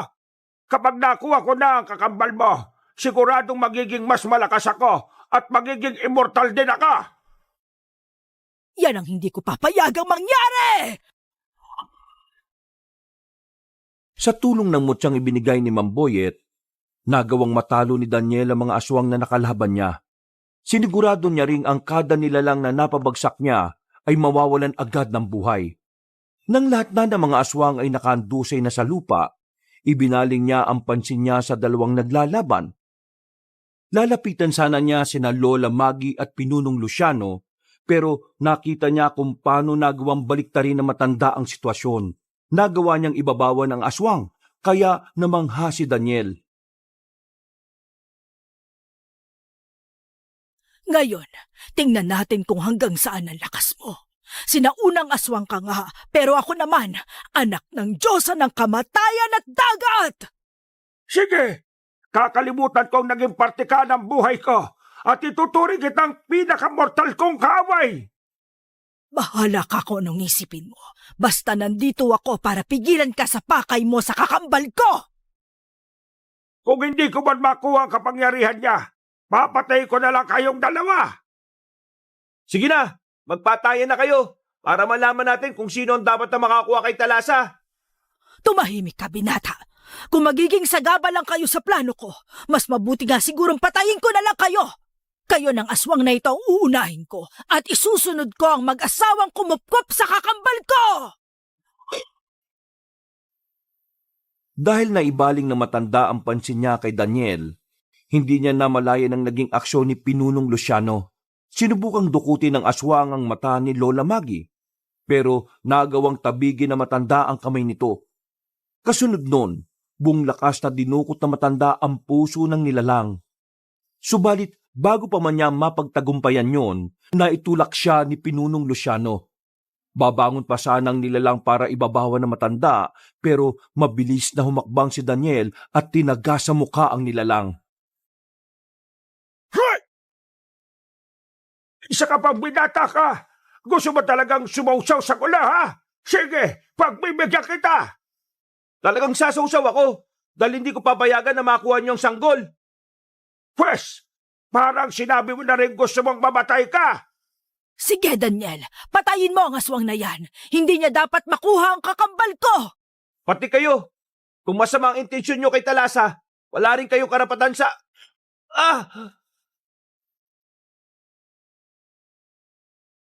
Nagulat si Daniel nang bigla siyang sinakal ng aswang.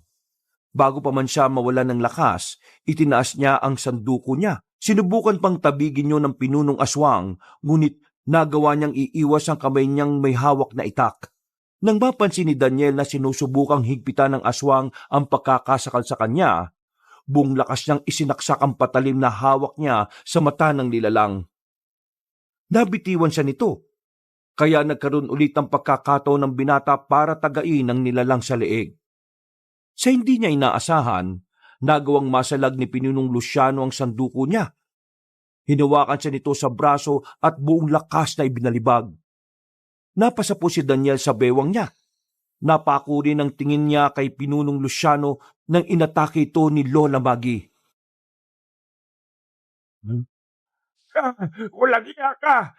Kahit na mapatay mo lang ako, hihintayin kita sa kabilang buhay. Kapag nakita kita sa mundo ng ina mo, papatay kita ng paulit-ulit!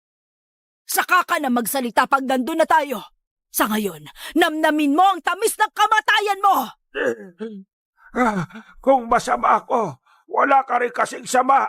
Sarili mong kakambal, papatayin mo! Tama na! Wala nang saysay ang mga salita mo. Pagkawika ni Lola Maggie, sinikap niyang madukot ang lalamunan ng pinunong aswang. Kasunod nito, binali niya ang liig saka inumpog ang ulo sa bato. Napatitig si Daniel sa matanda at hindi niya inaasahan ang magiging kahinatnan ni Pinunong Luciano sa kanya.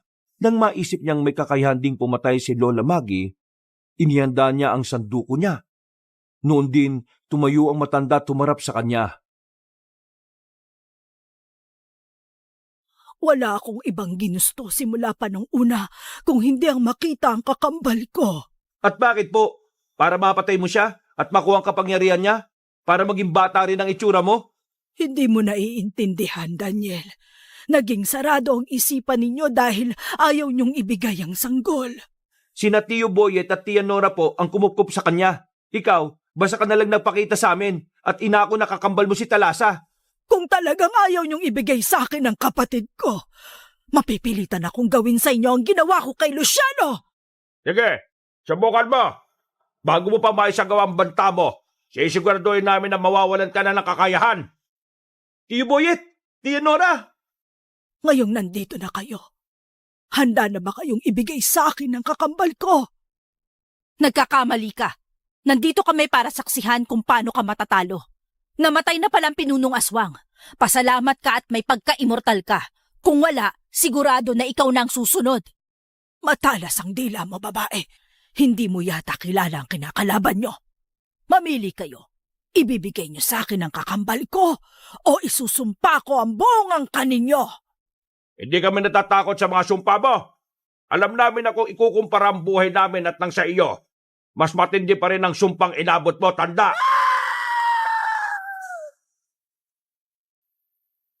Napasigaw si Lola Maggie at kasabay ng pagsigaw noon, kumulog at kumidlat.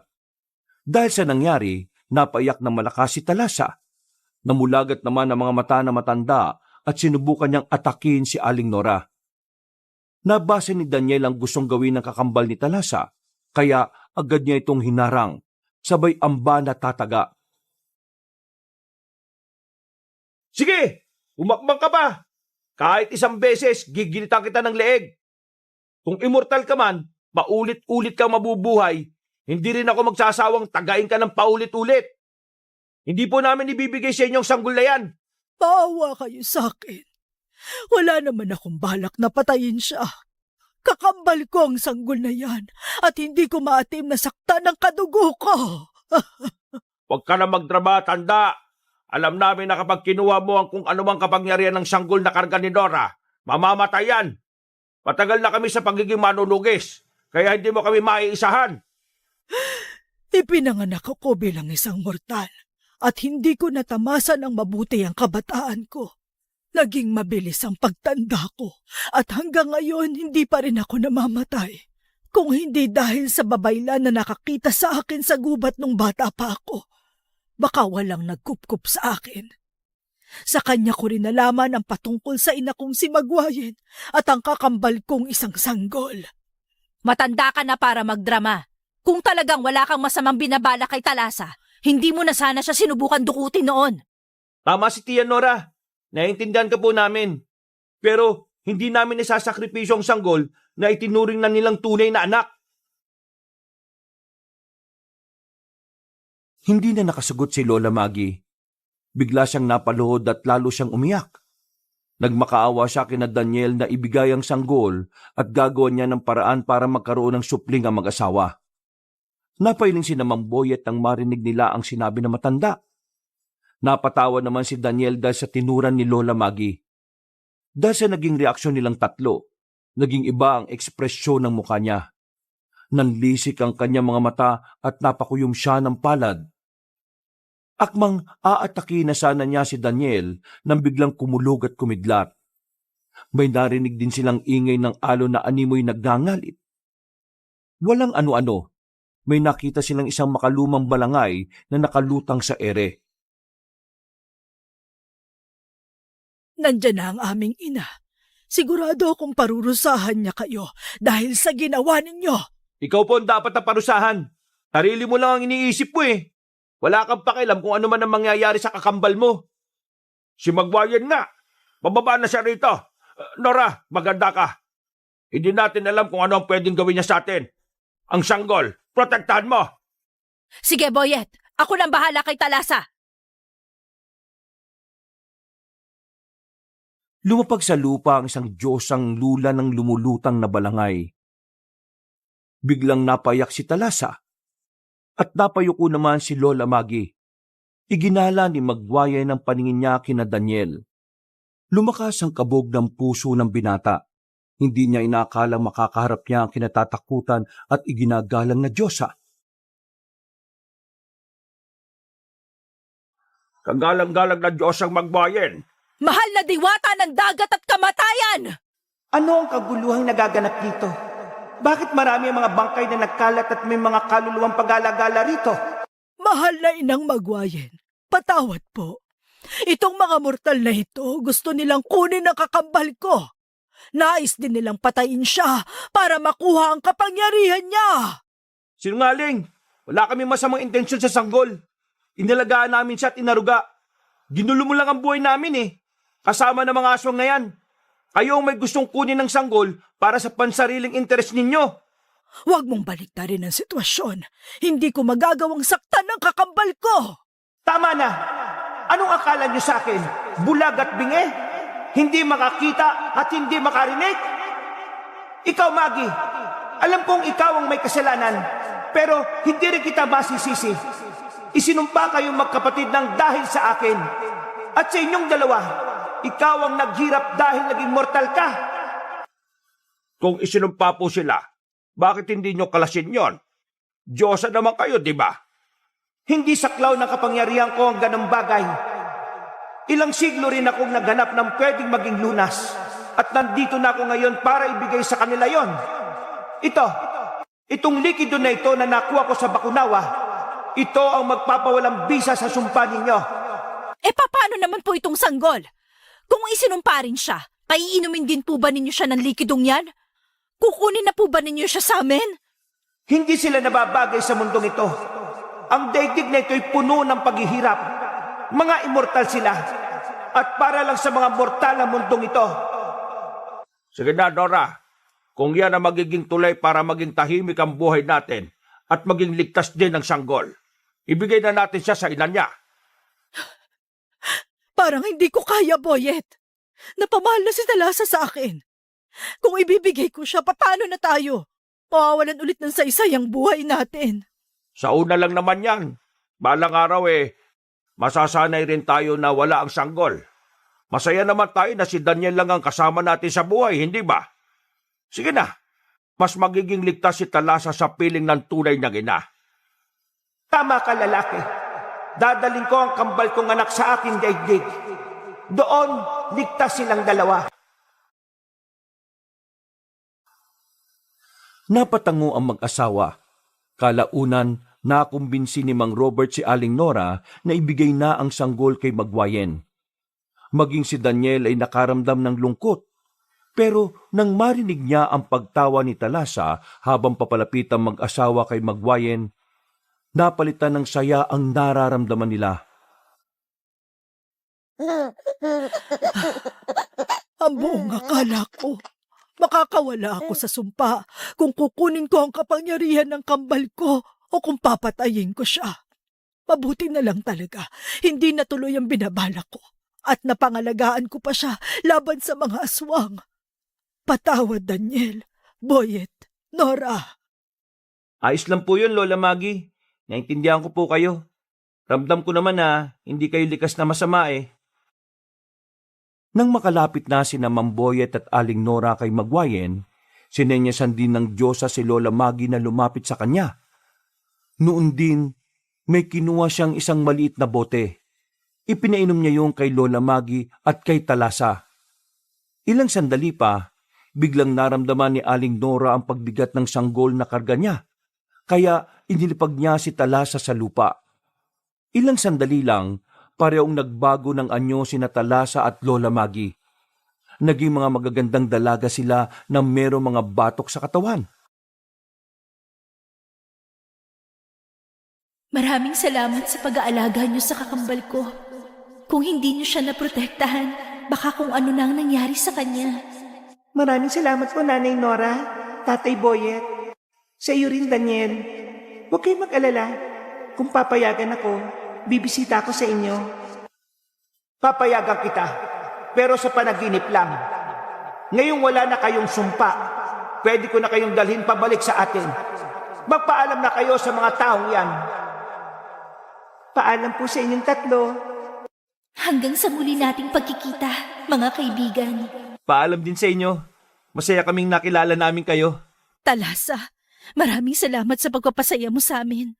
Gusto ko lang sabihin na ang mga araw na kasama ka namin ang pinakamasayang tagpo sa buhay ko. Sige, bilang gantimpala sa pagkupkup nyo sa anak ko, kakausapin ko ang mga Diyos at Diyosa para mabigyan kayo ng pagkakataong magkaanak. Talaga po? Maraming salamat po. Narinig mo yun, Nora? Magkakaanak tayo. Maraming salamat po talaga, Diyos ang Magwayen. Hayaan nyo, madalas kaming mag-aalay para sa inyo bilang pagpapasalamat. Napangiti ang Diyosa sa tatlo. Noon din, unti-unti silang umangat sa lupa. Habang nasa ganoong sitwasyon, hindi tumigil sa pagkaway ang kambal na anak ni Magwayen. Gumanti na rin ang kaway sina Daniel at habang ginagawa nila yon, hindi na napigilan ni Aling Nora ang mapaiyak. At sa isang pagkisap ng mga mata nila, nakapasok ng 3 sa balangay at agad yung tinangay ng hangin. Ngayon pong wala na si Talasa at wala na rin ang pinuno ng mga aswang. Ano na po ang plano ninyo? Siguro naman, magiging tahimik na ang buhay natin. Wala na tayong magiging kalaban. At kung meron man sigurado na may iba pang manunugis ang lilitaw para kalabanin sila. Tayo, mas mabuting mamuhay na tayo ng tahimik. Sa bagay po, mas mabuti nang iwanan natin ang dati nating gawain para maging tahimik na rin ang buhay natin. Marami na mga naging laban natin. Siguro, sapat na rin yon. Basta ako, gusto kong ihanda ang sarili ko sa pagbubuntis kahit pa alam kong medyo alanganin na ang edad ko. Malaking tiwala ko kay Magwayen. Alam ko na tapat siya sa salita niya. Kung ganun mas mabuti siguro kung uuwi na tayo. Dun sa nayon natin. Oo nga po, Tiyo. Simula na ng bago nating buhay. Sana wala nang mga aswang na manggulo sa atin, no? Yan ang ipapanalangin natin. Tara na. Naglakad sila pauwi sa nayon nila. Maging si Daniel, nakaramdam din ng lungkot. Pero isinantabi na lamang niya yon. Pagdating nila sa baryo nila, nagtaka ang mga tao kung saan sila nanggaling. Hindi naman nila sinabi ang totoo at nagdahilan silang may inasikaso silang importanteng bagay. Magmula noon, matiwasay silang namuhay sa nayon nila. Bumalik na rin sa pangingisda sina Daniel at Mang Boyet. Pero tuluyan na nilang iniwan ang pagiging manunugis. Isang umaga,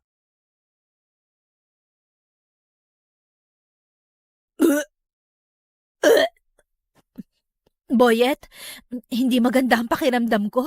Parang bumabaliktad ang sikmura ko na hindi ko maintindihan eh. Oh, bakit? Anong nakain mo? Ay, teka. Hindi kaya nagdadalang tao ka na, Nora? Baka tinupad na ni Magwayen ang sinabi niya sa atin dati. Ay, oo nga, salamat naman. Alam mo na mula pa noon nawawala na talaga ako ng pag-asa eh. May mabuting idinulot din pala ang pagkakatagpo at pagkupkup natin sa sanggol ni Magwayen na isinumpa. Ngayon din mismo, magbibigay tayo ng alay sa kanya. Magpapasalamat tayo sa mga Diyos at diwata. Daniel, tulungan mo nga ako para madaling matapos ang altar natin. sige po, Tiyo Boyet, tayo na po. Sige, maghahanda lang ako ng iba pang kagamitan natin.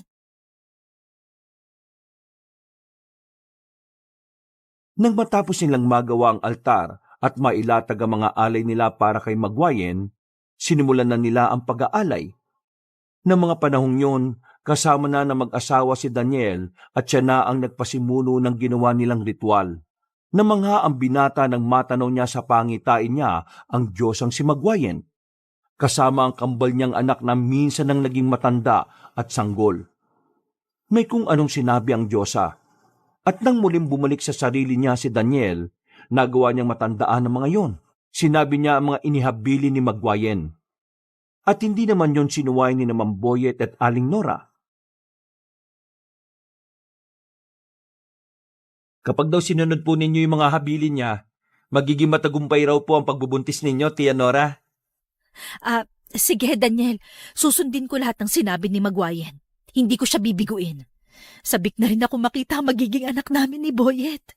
Salamat po, Tia. Huwag po kayo mag-alala. Kapag nanganak na po kayo, tutulong ako sa pag-aalaga sa pinsan ko. Ngayon pa lang nagpapasalamat na ako sa iyo, Daniel. Wala po kayong dapat na ipagpasalamat sa akin. Ako nga po ang dapat na magpasalamat sa inyo eh. Kung hindi dahil sa inyo, hindi ko na alam kung saan ako pupulutin. Baka nga tinapon na rin ako ng mga magulang ko sa dagat eh. Talagang doon ka na namin mapupulot. Nung naabutan ko yung ina mo itatapon ka na nga sana sa dagat. Narinig ko pang sinabi niya na bahala na ang Diyosa ng karagatan na kumupkup sa iyo. Sinanay talaga oh. Pero hindi na rin naman natin sila masisisi ni tatay eh. Siguro gusto lang po nila akong maging ligtas. Siya nga.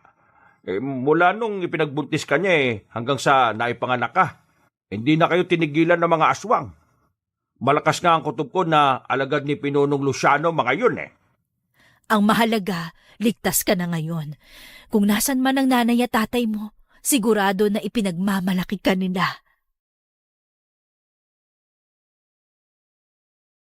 Napangiti si Daniel sa sinabi ng tiyahin niya. Dahil tapos na ang ritual nila, nagpasya silang magpahinga. Nang medyo madilim na ang paligid, umalis silang dalawa ng tiyuhin niya para mangisda. Ganun na lang ang tuwa nila dahil sobrang dami ng isda na nahuli nila sa lambat. Umuwi sila at masayang ibinalita kay Aling Nora ang nangyari. Magmula noon, sa kada pag-alis nila para mangisda, umuwi sila na halos mapuno na ang bangka nila. Makaraan ng ilang buwan, lumaki ang tiyan ni Aling Nora. Dahil dito, mas naging maingat sila. Lalo pa at medyo naging masela ng pagbubuntis ng ale. Boyet, mukhang manganganak na ako. Sumasakit ng sobra yung tiyan ko eh. Parang puputok na yung panubigan ko.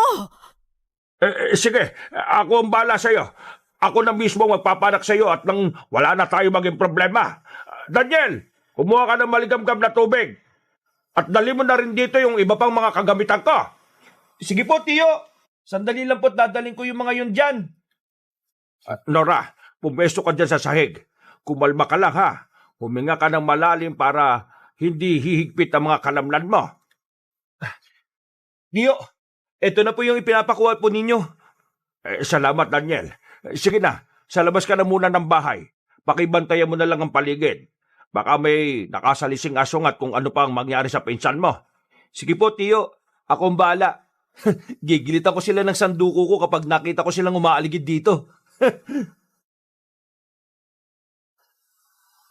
Bumaba sa bahay nila si Daniel na dala ang sanduko niya. Nang nasa labas na siya, rumonda siya at siniguradong walang mga aswang na makakalapit doon. Nasa kalagitnaan siya ng pagroronda nang may makita siyang 3 babae na nakatayo. Nakangiti ang mga yon sa kanya at kumakaway. Nakilala niya agad ang mga yon, kaya gumanti rin siya sa kanila. Lalapitan na sana niya sina Magwayen nang bigla silang naglaho. Daniel, halika na sa loob. Matagumpay ang panganganak ng tiya mo. Ha? Talaga ho? Sige, nandyan na po ako. Sandali lang ho. Aba, oo nga po, Tiya. Parang magkapatid kami Oo nga, pero magkapatid naman kayo Anak ka na rin namin, di ba? Opo, Tiya. Tiyo, ipinapangako ko po. Aalagaan ko pong mabuti ang kapatid ko. Wakas,